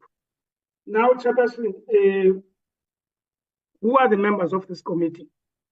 If you look at the ATC, Chairperson, dated the 30th of July, 2025, for the African National Congress, for instance, it's Mr. Khanyani, Mr. Ntuli, Ms. Sangoni, Mr. Ngola, and then for the Democratic Alliance, it's Mr. Cameron, it's Ms. Bredenbach, and for MKP, it's Mr. Novalo, it's Mr. Skosano, for the EFF, it's Mr. Malema, and for the other parties as reflected in the resolution, Chairperson, you've got Mr. Mwango for the IFP, and you've got Mr. Sols for the Patriotic Alliance.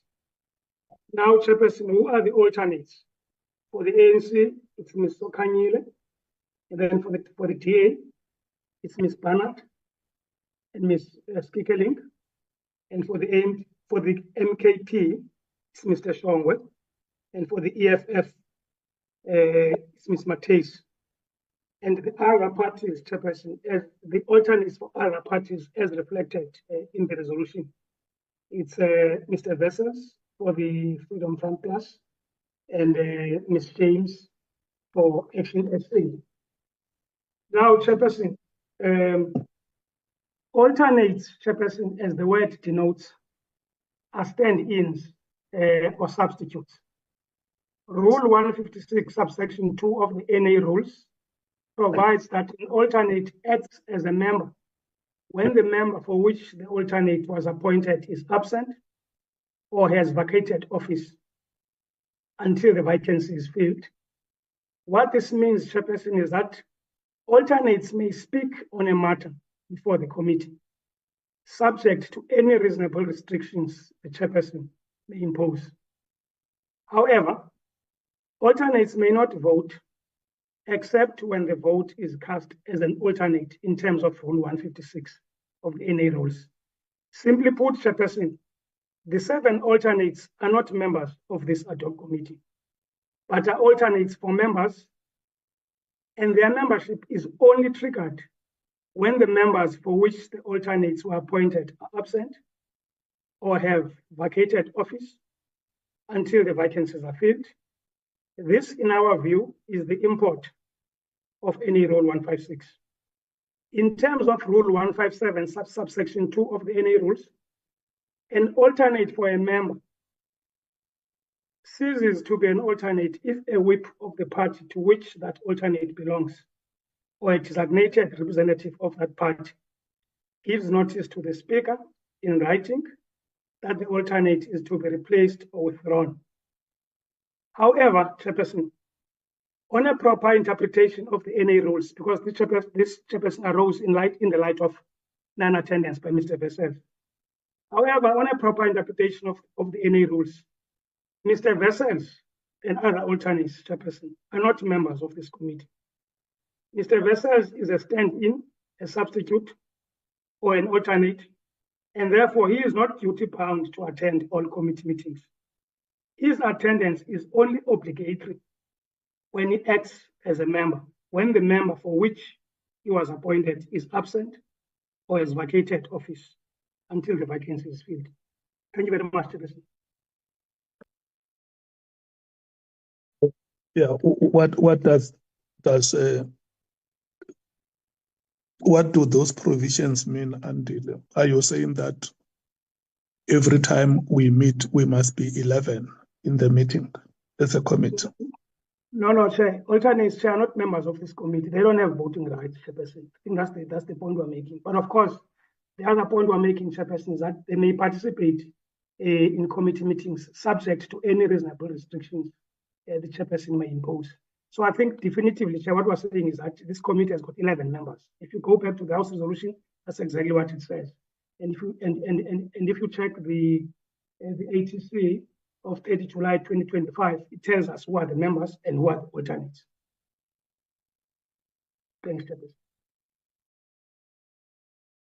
Okay, thank you so much.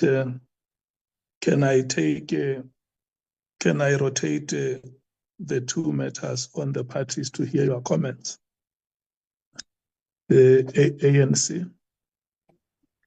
No, thanks, Chair, and thanks to Andile and the team for providing clarity on this matter. Chair, I want to suggest that on the first issue, Ungola, if he's still on the platform, I would like him to comment on our behalf on the first issue relating to what the Joint Standing Committee on Intelligence is saying about matters of intelligence and the extent to which they can work with us. On the second issue is the one that I would like to be a bit substantive on. I think the first point I want to make, Chair, is that in the light of this explanation, and I posed this question then, not because Honorable Vessels was in and out of the meeting or attended and did not attend, and at some point there was no apology. No, it had nothing to do with that. But it had to do with a matter of principle. When you are a committee of 11, my understanding is that, as has been reaffirmed by Andile, The alternates are permitted to attend the meeting, including to participate. But the first area of restriction that I think we need to agree on, and for you, Chair, to impose on our behalf, because I think it will be a rational restriction, is that when we are doing a round robin, like we are doing now, ANC, DA, MK, PART, and all of us, to confirm what positions we are taking on the matter, I think it's important for you to take into consideration the fact that alternates and the parties they represent can be counted as part of the decision, because technically a round robin of each party confirming this or against technically it's a way, it's an indirect way of voting, or it's an indirect way of you as a chair that helps you as a chair to ascertain where do parties or members of the committee stand on a particular question. So I would like you to take that into consideration, that when we are debating on a matter, I think it's quite reasonable and rational that the other honorable members must be permitted to debate. And I have no problem that at some point, and it might have happened in the past, it might happen again in future, that in the course of the debate, the weight of the arguments advanced by alternates may be the one that carries the day. I have no problem with that. But I think when you are deciding now and you want to determine where does the committee go on a particular issue, I don't think that it would be appropriate for you to call on the alternates to also have a say on what needs to be done, or in fact to be counted. Maybe they may be called to have a say, but not to be counted as the basis upon which you determine what is the overall position of the committee on any matter. Because if we don't do it that way, then we're going to have a situation where there's a double representation of the other parties, as an example, because the other parties are represented by two members here, Honorable Mngwango and Honorable Swords. Now, once you add the other two, never mind which direction they take on the question that is being discussed, but you are then adding on that category of the other parties. Never mind the view the individual members may hold in the discussion when we are deciding in a way that may suggest or may implicitly a vote for you to understand where we stand as parties. That's the point I wanted to make. But I'm quite comfortable with their presence and their participation. I have no problem with that. But I think when we must make a decision, we must adhere to what the law requires, which I think is very explicit what Andile has explained. Thanks, Chair. Okay. And then, because in the terms of reference, we have also said that during the proceedings, a speaker will be allocated 30 minutes. What is your take on that as well? Do we impose restrictions or what? I think so, Chair. I think it would be rational for us to agree that we can allocate the same amount of time to the alternates. I mean, the ANC has got 4 members in the committee, excluding you who chairs, because you are a chair, it's inevitable that your role is slightly different from some of us who are representing the ANC in the committee, including in terms of the time that will be allocated. But we are not anticipating that because you are the chair and Honorable Sokanyile is here as an alternate, she should enjoy the same amount of privilege, or the same amount of privilege as other ANC members in the committee who are full-time members of the committee, unless if on that day she is there because one of us is not in the meeting. So our view is that you've got to exercise that authority in a way that takes into account who is a full member and who's not a full member. Otherwise, there would be no value in distinguishing between a full and a non-full member if all other things are the same, except that by word we know you are not a full member. Thanks. Okay. So are you passing to Honorable Ngola to speak on the other item? That's correct. Okay, thank you so much. Honorable Ngola. Thank you very much, Chair. I think we'll later submit, Chair, to you our view. I'm in transit as we speak. I have returned to the chief. Thank you. Thank you so much. The MKP.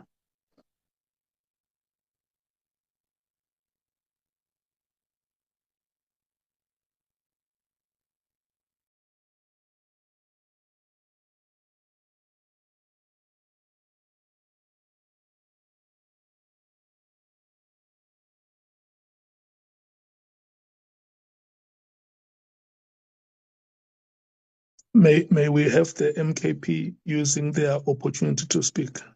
Hello. Yeah, thank you. Thank you, Chair. Thank you. Oh, it's fine. Numbalo can take. Yeah, thank you very much. I think on the first one, we are not taking it as it has been reported or it has been replied to by the joint committee. We request that the senior counsel also gives us, because he's here for that, he also gives us a legal advice on this issue, on how maybe we should best respond to it, and on whether the response is legally correct or not. That has been given by the joint committee. Then on the second one, Chair, well, our view is that the rules of parliament must be applicable as they are. We don't have a problem with members, with alternates being part of the meeting, but of course with restrictions. And restrictions only arise in a case of voting. And to a certain extent, I agree with what the latter speaker has said, Chair, that the manner in which we structure our discussions, technically, we make them to be voting processes. For instance, you always say ANC, and by so doing, you are not just doing it haphazardly, but you are doing it for the purposes of consolidating views so that you can make a determination of whether the majority agrees or not. So technically, even though we're not voting by show of hands, but through submitting our views, we are voting. And for that reason, Chair, I would advise that maybe we change the manner in which for some subjects, the manner in which we engage in discussion so that we can also allow alternates to be part of discussions. And then when a need to vote arises, and then now we excuse them and maybe apply the approach that you always apply, or maybe we vote through a show of hand and then we vote as members, not all of us. So I think what might complicate, Chair, this is the manner in which we are running our discussions. And if we say we allow them to continue to participate as it is directed by the rules, then I think a need arises for us to change the approach. Thank you very much. Okay, Honorable Nambalo, and then what is your view on the 30 minutes allocation during the proceedings? Do we also impose restrictions on alternate? Yes, I think it's fair, Chairperson, that we impose restrictions. Okay, thank you so much. Do we still have any honorable member from the MKP who wants to make a bite?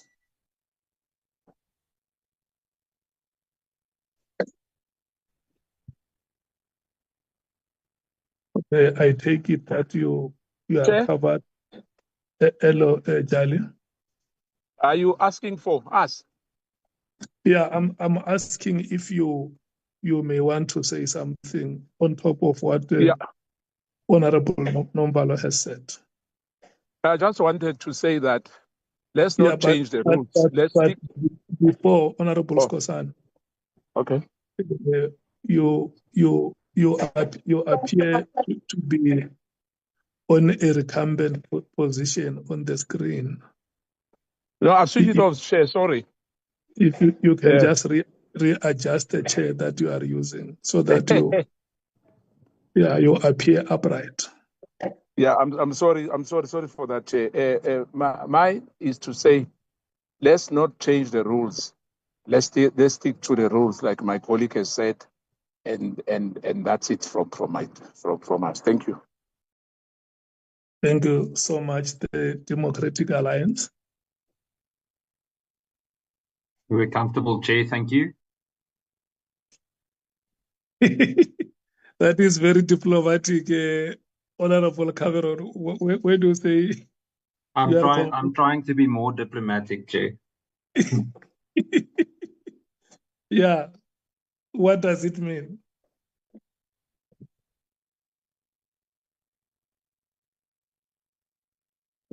Honorable Cameron.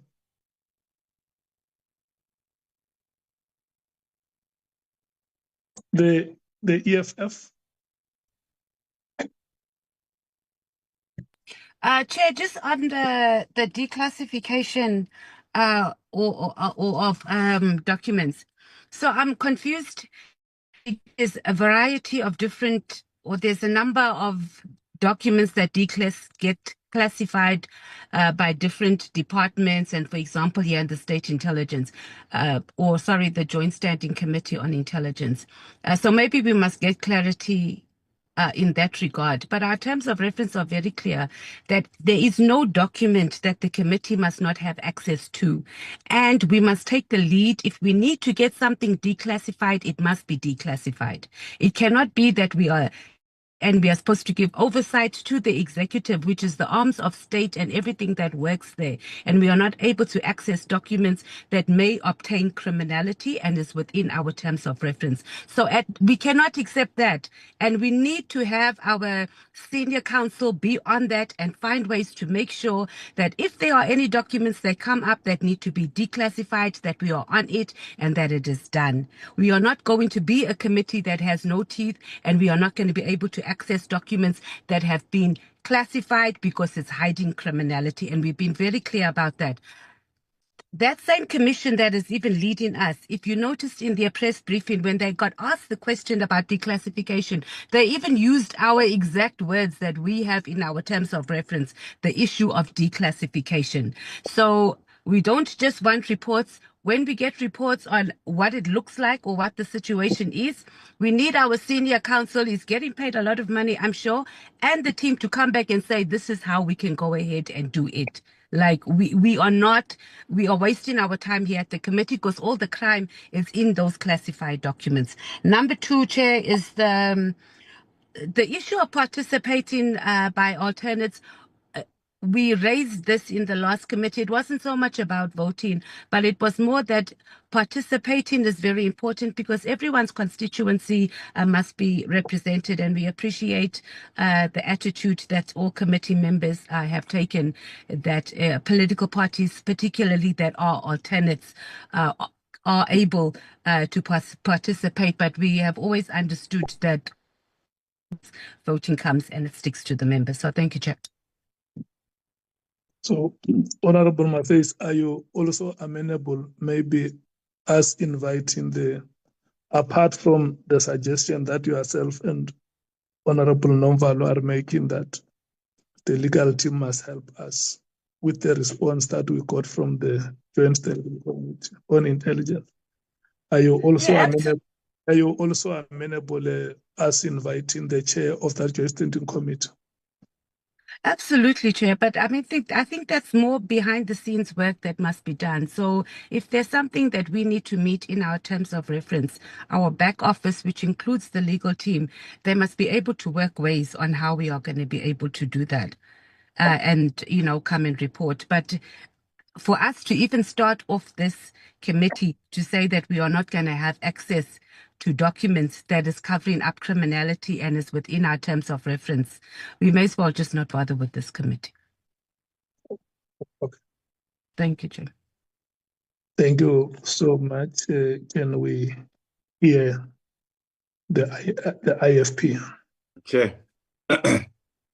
Or Honorable Malim? No, I agree with everything, but we forgot to mention, I don't know if we did, that we must, amongst other people we need to subpoena is the IG, Inspector General of the Intelligence, to come and give us a report on the corruption that he found in the crime intelligence. I think it's one of institutions that needed to be interacted with going forward. Oh, okay. Okay, I'm noting that together with the NPA. I will come back to that item. Is that okay, Honorable Malim? Yes, Chair. Thanks. Thank you so much. The IFP. Well, thank you, Chair. I think in respect of the first matter, I think the committee should actually have unrestricted access to all the information that we require to be able to do our work effectively. And if we need to declassify, it will have to be done. And on the second matter, I think we need to abide by the rules of Parliament. Thank you. Okay. The PA.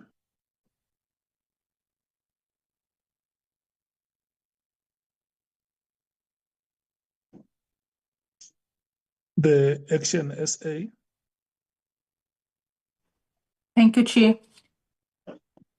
I don't know if I'm frustrated or if I'm confused or just what, but I'm listening to this and I'm listening to the many restrictions now being imposed on alternate members. And I'm sitting here and I'm thinking to myself, there are people here that are permanent members that doesn't even participate, that doesn't even bother to say anything. There are members here that's been appointed as full-time members that does not have the interest of South Africans at heart. And I cannot believe that we are now saying that it is up to the chairperson, that he can now restrict the input of alternate members. I understand that Rule 156 in the National Assembly, which deals with alternate members, does not subject the participation of alternate members to the chairperson's discretion. As far as I know, I might be fairly new to all of this, but alternate members don't vote. I get that. But what happens if there's an absenteeism in the committee and we are meant to give input and then we are restricted? So it was okay all along to consult. It was okay for us to make submissions. And now we are even being told that we won't have equal rights and we won't have the 30 minutes that everyone else allows to actually even question witnesses. Then what is the use? We are actually here. And why has this suddenly become such a big thing now, where the focus and the emphasis now is on participation of alternate members, when the focus should be about finding the truth and serving South Africans? And now you are trying to lessen a committee that can have more eyes, more ears, more input from what it is, and saying that we are not actually members of this committee. Are we just supposed to accept that? When we do have constituencies that we represent here today, we might as well just play dead and not participate at all. Because what if I say something on a given day that the chairperson feels that he's not happy with? He then has the right to restrict me. This goes on the first meeting, chairperson. You were the one who actually said to me, and this is not for me, this is for all alternate members. You were the one that said, you know what, we will enjoy equal participation as any other member. These were your words. We will just not be allowed to vote. And now every time we get into a meeting, there's more and more restrictions. Why? Why? Because they know what's coming. That's why. Shaya.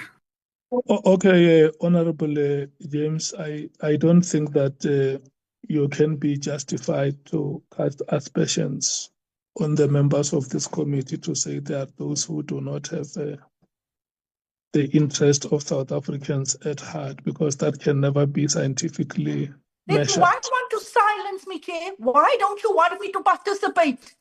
Why is it that they can now tell us that you have restrictions, that we will be, in terms of what time we will have, we cannot vote, we cannot give input, you can restrict us? Why? I may not be able to say, Chairperson, but I can think what I want to. There are members that are sitting here with their mouths full of teeth who haven't given a single input, who have said absolutely nothing. Yeah, but I don't think that you can be justified to do that to honorable members of this committee. It is not correct. When you say members have mouthful of teeth, did you expect them to have hollow Chairperson, mouth? did you see what is unfolding in the Western Cape? Did you see that people are dying on the hour? Did you listen to Gen Mkhwanazi's allegations of drugs being circulated and distributed in our communities? Are we still meant to be diplomatic about what is unfolding? I didn't cast any aspersions. I'm saying to you how we feel and what is happening. We had agreed on the terms of reference. We were good to go. And suddenly today, we have a whole lot of issues coming to participation. That does not give you a right to insult members of this committee. Because you have made statements here which you can't explain yourself.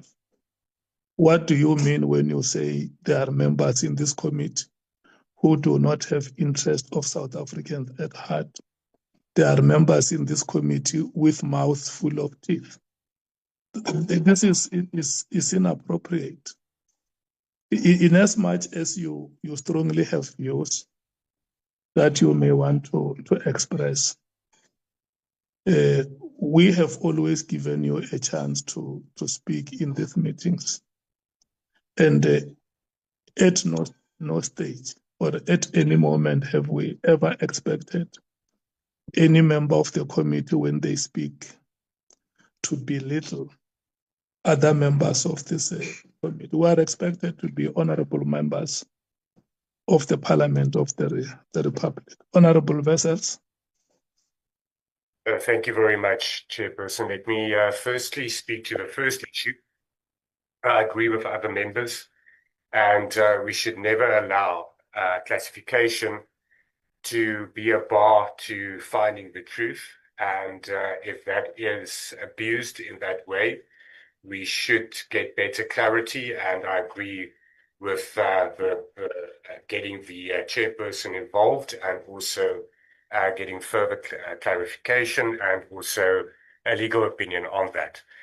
Then with regards to the alternate members, let me just firstly put the record straight. I did attend, chairperson, each and every meeting of this committee. I fell off at the last meeting on last Friday. At a stage, I lost connectivity and I struggled to get back in. But for all the other meetings I did attend. In the very beginning, I did raise a point, and that point was now repeated by the Chief Whip, actually word for word, because that was my stance.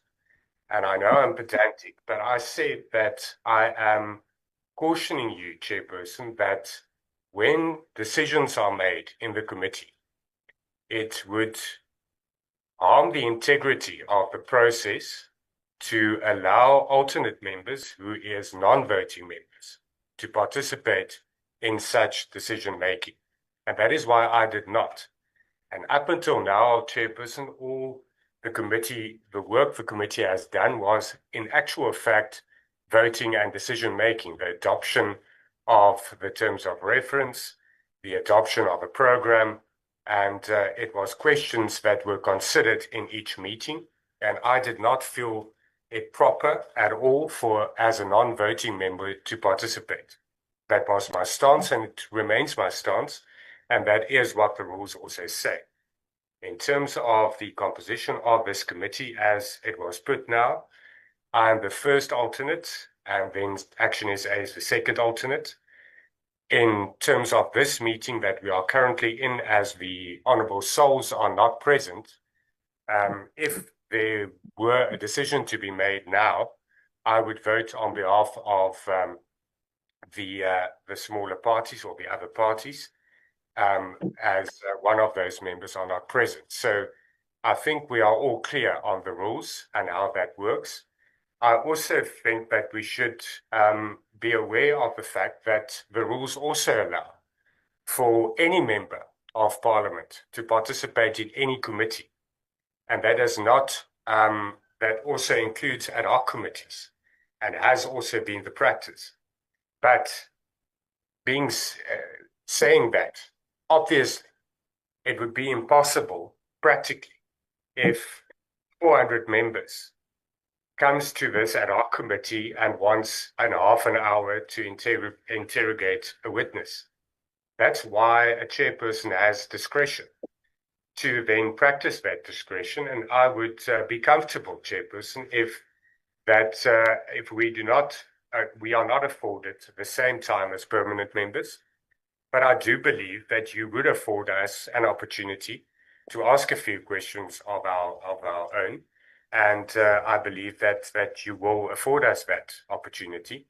But I believe that it is in the sake of progress and practicality that each member that attends a committee cannot be afforded the same time as permanent members. It won't be practical. I made that point in the very beginning with regards to procedure and the legality and decision making, and it was repeated now. But thank you, Chair. Okay, no, thank you so much. I've taken the full round of contributions. I see Honorable Novalo and Honorable Shongwe's hands are up. I will give them 1 minute each. Yeah, no, I will confine myself within that 1 minute, I promise. I just want to amend a little bit my submission on this discussion, which I made at the conclusion of my submission. You asked whether I agree with a view that alternates must have restrictions in terms of questioning witnesses. Chair, after applying my mind correctly and as a collective, our view is that on questionings, there must be no restrictions because questioning does not amount to voting. It amounts to participation. Like it's a normal practice even in committees. When there are departments, there are officials of the departments, there are no restrictions for alternates. And two, when there are committees, when we interview people to be appointed in certain bodies, there are no restrictions that are imposed. So I think that would be chair against the rules. So we say the rules must be applicable as they are. Thank you very much. Honorable Shongwe. Thank you, Chair. I'll also keep into his cut. Chair, I think Ubaba Novalo has covered me, but I just wanted to say, for us to not further waste time, Chair, the rules that we are following and that we adhere to are from Parliament pertaining alternatives. So I think we should stick to that. An alt is allowed so much as every member airline. The only thing that is different is voting. And I think it's the system how, Chair, you ran this. Before, yes, it worked for all of us where you say ANC, MK and all that. But it does have some elements of as if we are voting. But I think now, Chair, going forward, when it comes to that system should be used when we are voting. But in terms of participation, I don't see a need of being restricted or restrictions. It's the same thing that happens from other committees, and it should happen here. We are only guided by the parliamentary rules, and that's it, Chair. I think we should stick to that. Thank you. We shouldn't be making our own rules and how we feel about who else is superior to who. That's it, Chair. Thank you. Honorable members, what I hear you saying is that let us adhere to the rules. Sorry, Chair. I thought you saw my hand. My hand was up with those 3 hands already. You missed it. Oh yeah. No. I moved my screen up and it only reflected. What if it was not up, say? What if it was not up? Chief Whip. No, I won't lie. You are being abused by the ANC on this platform, Chief Whip. Can be somebody else in the meeting who can independently verify that it was really up. It's fine, Chief. I'm joking. Chief Whip, I see that your hand is up, and I'm restricting you to 1 minute. I know. I respect that, Chair. I think, Chair, firstly, I want to thank you for protecting us from Honorable James, because I really felt that we were not just being abused, but we were being insulted. And I don't think that is fair for us to be to be treated with disdain in a committee of parliament. So I'm very happy with the way in which we intervene on that issue. The second issue, Chair, I am still of the view that you see, there is another dimension here that, Chair, we may not have to settle today, but please, you will guide us in the future meetings. The other parties are represented by two members. That is Honorable Mwango and Honorable Souls. I've just heard now Honorable Vessel says, for instance, he makes an example, and I agree with him, that in the absence of Honorable Souls, he was then going to be the one who's going to vote. We are not aware of that. We know that there's Honorable James in the meeting as well, and so is Honorable Vessels. But we don't know what is their sequence in an event where one of them is not there. So I want to suggest that maybe you and the team must apply your mind on this matter, because I'm still convinced that in an ad hoc committee, it is a special mission. It can't be correct that the players who are in the starting lineup must be afforded the same privilege, exactly the same with those who are in the reserve. But I want you to look at that. If the rules are saying everybody must get 30 minutes, and that's what it says, it's okay. We'll abide. Your 1 minute is up. Thank you. Thank you so much. Oh, that was 2 minutes. We have concluded this round of discussions. What honorable members are saying is that we are going to adhere to the rules. Of course, we are rational and reasonable human beings. That is the understanding that I have. We cannot rewrite the rules here. But look, we can't be unkind to each other. But even when we exercise that attitude, we must be reasonable, and reasonability will have its own limitations, which I think honorable members will understand as and when an action is reasonable or unreasonable. And then the last matter, Chief Whip, I think the team will go and prepare the rubric of representation in the manner which outlines how many members each party has, who is the alternative for the ANC, who is the alternative for the MKP, the DA, the EFF, and who is the alternative for the IFP, and who alternates for the PA. And if there is a need for a narrative to say, for instance, in the case of the IFP and the PA, if so and so is unavailable, this is the member who will vote in their place. I think that should be prepared and circulated. It does not even have to wait for the meeting. It should be circulated amongst the members. And then I'm going back to a matter which was raised by Honorable Mattheis and Honorable Malema on the additions to the list. There have been suggestions that we add the head of the NP, no, the Director of Public Prosecutions. It's the head of the NPA, Ms. Badoi, and the Inspector General of Intelligence. So if members agree, the technical team will then add them to the list and schedule them for consultations. And without even taking a rotation, I will only check if there is any member who is opposed to the technical team starting to schedule consultations with those identified heads. Any objection to that?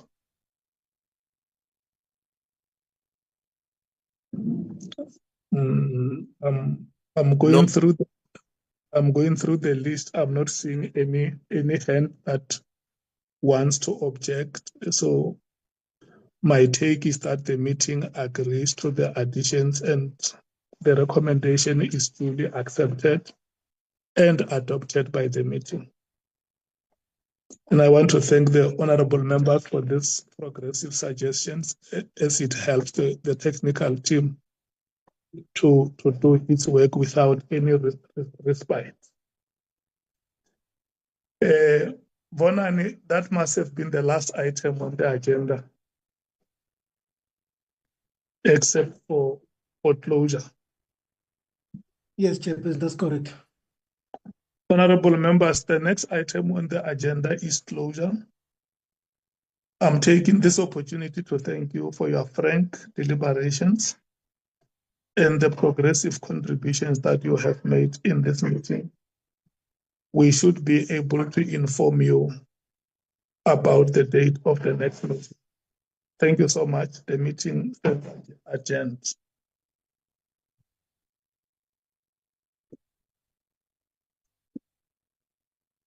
Thank you, Chair. Goodbye, colleagues.